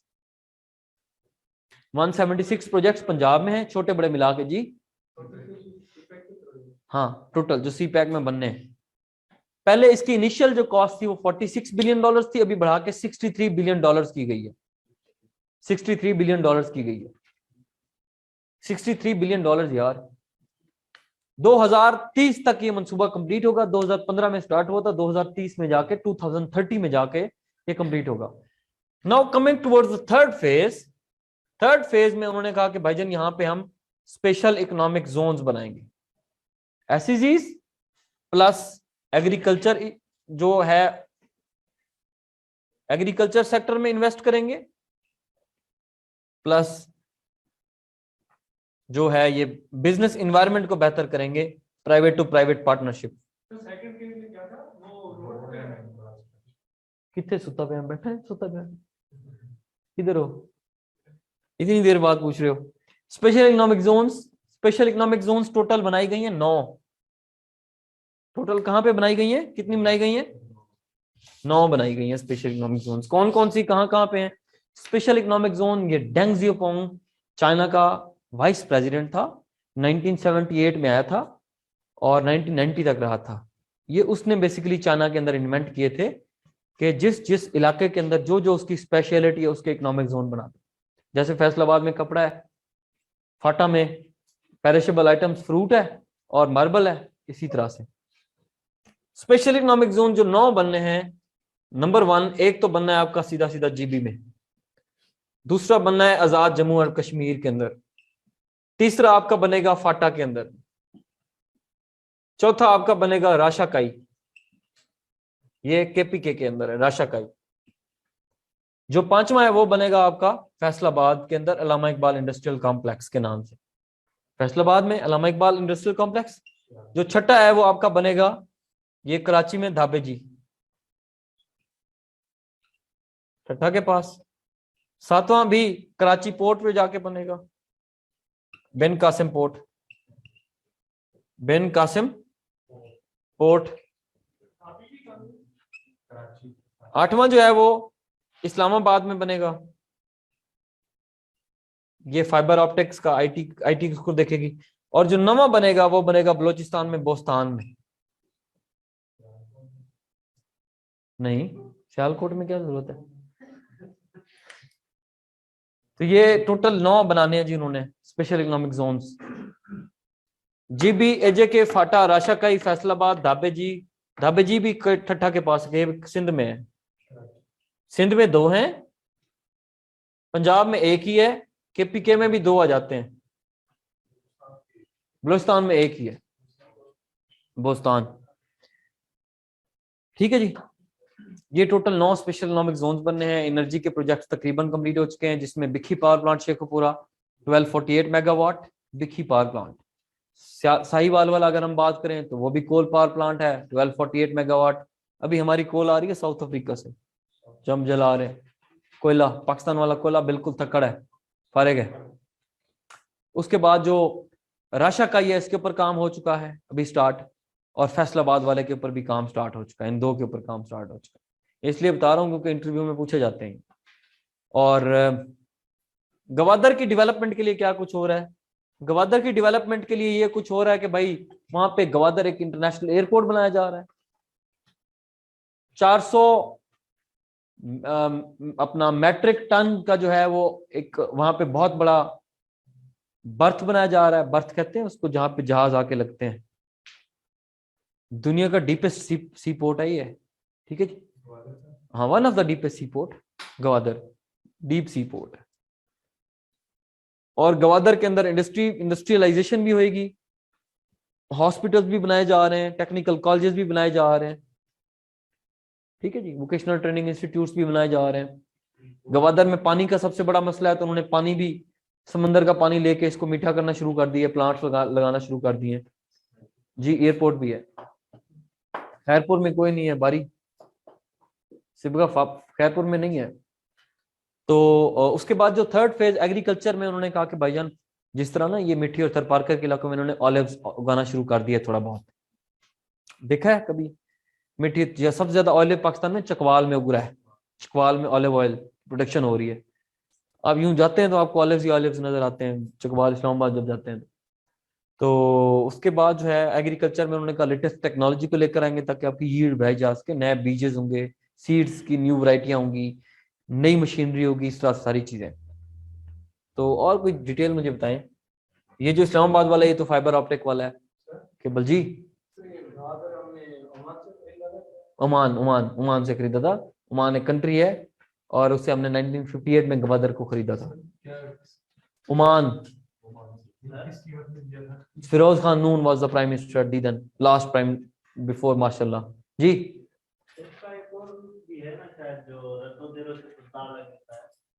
नहीं है वो लिंक रोड है, लिंक रोड्स, लेकिन वो प्रॉपर नहीं है ये जो बड़े वाले हैं। तो डेरो तो सिंध में है, सिंध से कहां से थर्ड रूट को कहां मिलाओगे, लिंक रोड है। अच्छा आगे चलते हैं। उसके बाद है भाईजान के सी पैक क्या डेट ट्रैप है, सवाल ये पूछा जाता है a CPEC is a debt trap. Debt trap ये होता है डेप्ट ट्रैप, ये नहीं नहीं डेट ट्रैप, पैसे दे के जब वो बंदा पैसे ना दे सके वापस तो उसको अपनी इंपीरियलिज्म करके उसको अपनी टेक ओवर कर लेना। लेट्स सपोज जिस तरह चाइना ने श्रीलंका के अंदर हम्बनटोटा पोर्ट को 99 इयर्स के लिए अपने पास कंट्रोल में ले लिया लीज पे, उन्होंने पैसे नहीं पे कर सके, चाइना ने वहां पे इन्वेस्टमेंट की हुई थी तो वो नहीं कर सके। इस पे क्या आपके आर्गुमेंट बनते हैं, ये इंटरव्यू में सवाल बड़ा पूछा जाता है। A C pack a debt trap, आप क्या समझते हैं, क्या ये डेट ट्रैप है या ईस्ट इंडिया कंपनी की तरह है कि वो हमारे ऊपर इन्वेस्ट करेंगे और आके कल को हमारे ऊपर टेक ओवर कर लेंगे? अब इसका जवाब सुन लें, इसका जवाब है no, it's a game changer. सिर्फ give me points why it's a game changer, give me points. Number one, पहली बात तो ये है कि ये इट्स एन इन्वेस्टमेंट। अभी तक $34 बिलियन इन्वेस्ट हो चुके हैं out of $63 billion. It's an investment, it's not a loan. Okay, it's an investment, it's not a loan. दावा के जो इसकी इंफॉर्मेशन है, इंफॉर्मेशन अभी तक पब्लिक नहीं की जा सकी, अभी तक किसी को कुछ नहीं पता कि इंफॉर्मेशन पब्लिक हुई या नहीं हुई, लेकिन स्टिल कहा यह जा रहा है कि अब्दुल रज़ाक दाऊद भी यही कह चुका है जो कि आपका मुशीर है ट्रेड का, और इशरत सैन भी यही कह चुका है कि ये इन्वेस्टमेंट है।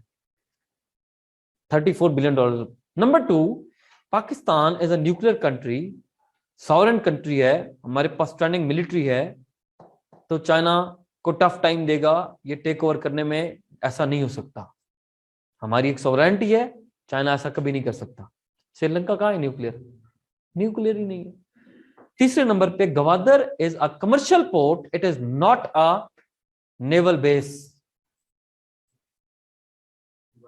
Gwadar is a commercial port, it is not a naval base.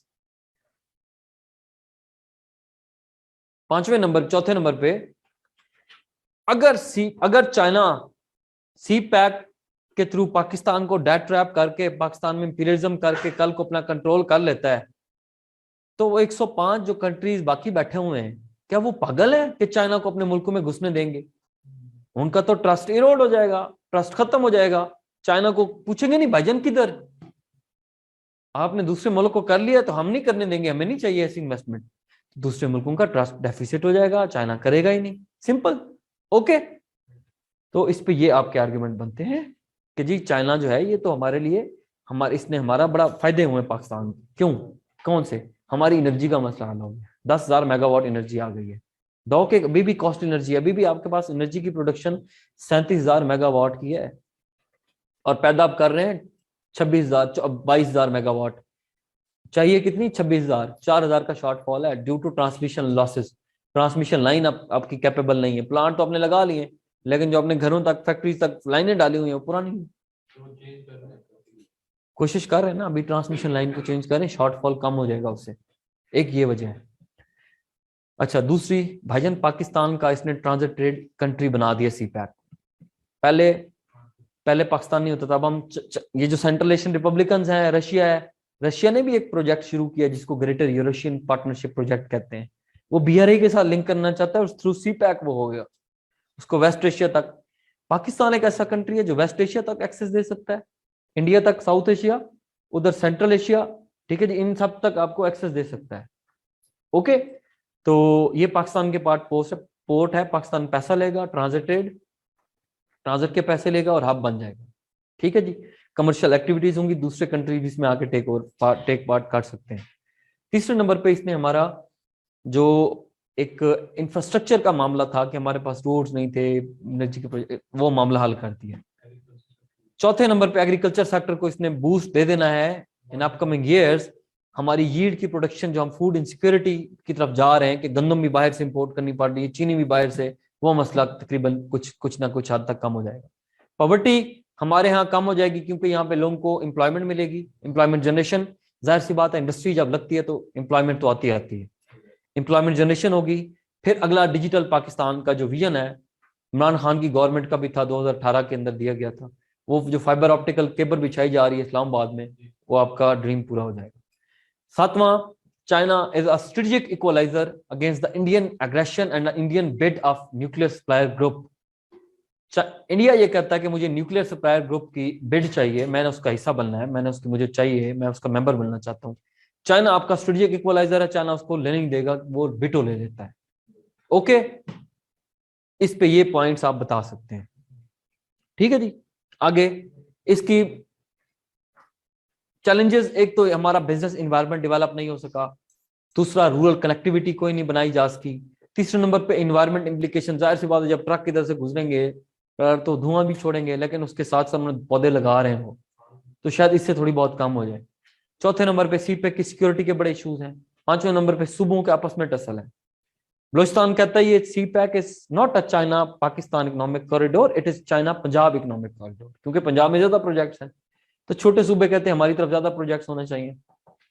ठीक है जी, और सूबों की जो प्रोजेक्ट्स की डिस्ट्रीब्यूशन है उसके ऊपर भी इश्यूज हैं। ये चैलेंजेस तो हैं CPEC की सिक्योरिटी समेत, जो कि दुनिया की सबसे बड़ी स्टेट है, इंडोनेशिया और मलेशिया के दरमियान में 800 किलोमीटर लंबा, जहां से चाइना अपनी ट्रेड करता है यूरोप के साथ भी और जनाब वाला एशिया के साथ भी। जी, इंडियन ओशन में, इंडियन ओशन का पार्ट है मलाक्का स्ट्रेट, तो उसमें जाके वो ट्रेड करेगा बकायदा तौर पे, तो इंडिया कल को उसको ब्लॉकेड हो सकता है, उसका अमेरिका उसको ब्लॉकेड कर सकता है, तो वो उस पर डिपेंडेंसी खत्म हो जाएगी उसकी, और यूं CPEC के थ्रू आराम से वो, गवादर के थ्रू आराम से वो जा सकेगा। ठीक है जी, चाहे वो स्टेट ऑफ हॉर्मज में जाना चाहता है, पर्शियन गल्फ के थ्रू करना चाहता है, मर्जी उसकी। ठीक है जी, उसके बाद दूसरे नंबर पे चाइना अपनी ग्लोबल पावर प्रोजेक्शन को बढ़ाना चाहता है। किसको? ग्लोबल, दुनिया को बताना चाहता है भाई मैं चौधरी हूं अगला, दुनिया को। तीसरे नंबर पे वो पोस्ट कार्बन इकोनॉमी की तरफ जा रहा है, जब दुनिया यहाँ पे सोलर पावर, दुनिया जो है जब यहाँ पे कोल के ऊपर बैन होगा तो वो सोलर पावर को फेंकेगा। चौथा, उसका ओवर प्रोडक्शन बहुत ज्यादा करता है, ओवर प्रोडक्शन इतनी ज्यादा है वहां पे कि उसको नई मार्केट एक्सेस चाहिए, मार्केट तक, इसलिए वो अपनी एक्सेस को बेहतर करना चाह रहा है। जी, ये CPEC का ज्यादा फायदा तो पाकिस्तान को होगा, लेकिन मेरे ख्याल ज्यादा चाइना को फायदा होगा। इट्स अ म्यूचुअल जो है ना बेनिफिट, बोथ, दोनों के लिए जो है, it's a win win situation for both countries. लेकिन सर इसके लिए वो पाकिस्तान की जो लोकल बेनिफिशियरी तो पाकिस्तान है ना, लोकल क्या, लोकल प्रोड्यूसर जो प्रोड्यूस कर रहे हैं वो देखिए आप उतनी क्वालिटी को बेहतर करें, आप चीजों को इंपोर्ट करें, अपना चीजों को बेहतर करें, उनकी क्वालिटी को बेहतर करें, तो कैसे होगा। अब अभी भी हमारे पाकिस्तानी इतनी जो बिजनेस कम्युनिटी है ना, ट्रेड का वॉल्यूम भी बड़ा छोटा रखा हुआ है। ये भी चीज है ना, कहेंगे चाइना से मंगवाओ, अपनी नहीं बनाएंगे। कॉस्ट को तो छोड़ो, कॉस्ट, क्वालिटी बिल्कुल थक्कड़ होती है, तो गवर्नमेंट को ये चीजें इंश्योर करनी है ना। हमारे पास तो ऑलरेडी सबसे ज्यादा चाइना से इंपोर्ट कर रहे हैं। ठीक है, तो अपने आप को इस काबिल बनाएं कि भाई चाइना की प्रोडक्ट्स को आप बीट कर सकें। अच्छी बात है, इन्वायरमेंट बेहतर होगा तो चैलेंज जो है ना वो कंपटीशन बढ़ेगा, कंपटीशन हेल्दी होता है। ठीक है जी, let's end here. Eurasian partnership, Euro Asian partnership project है, चाइना रशिया। ओके जी, वीटो पावर फिर आपको यूनाइटेड नेशन सिक्योरिटी काउंसिल जब पढ़ाऊंगा, UN पढ़ाऊंगा तो फिर बताऊंगा। ओके जी, कोई सवाल है तो मुझे बता दें आप। इट्स अ बेटा, इट्स अ BRI इज बच्चे, belt and road initiative, China के प्रोजेक्ट का नाम है, बहुत बड़ा प्रोजेक्ट है ये, तकरीबन $5 ट्रिलियन का प्रोजेक्ट है। ये भी पाकिस्तान में नो, इसके 3 रूट्स है ना, सीपैक उनमें से एक है। जी, ओके, अल्लाह हाफिज।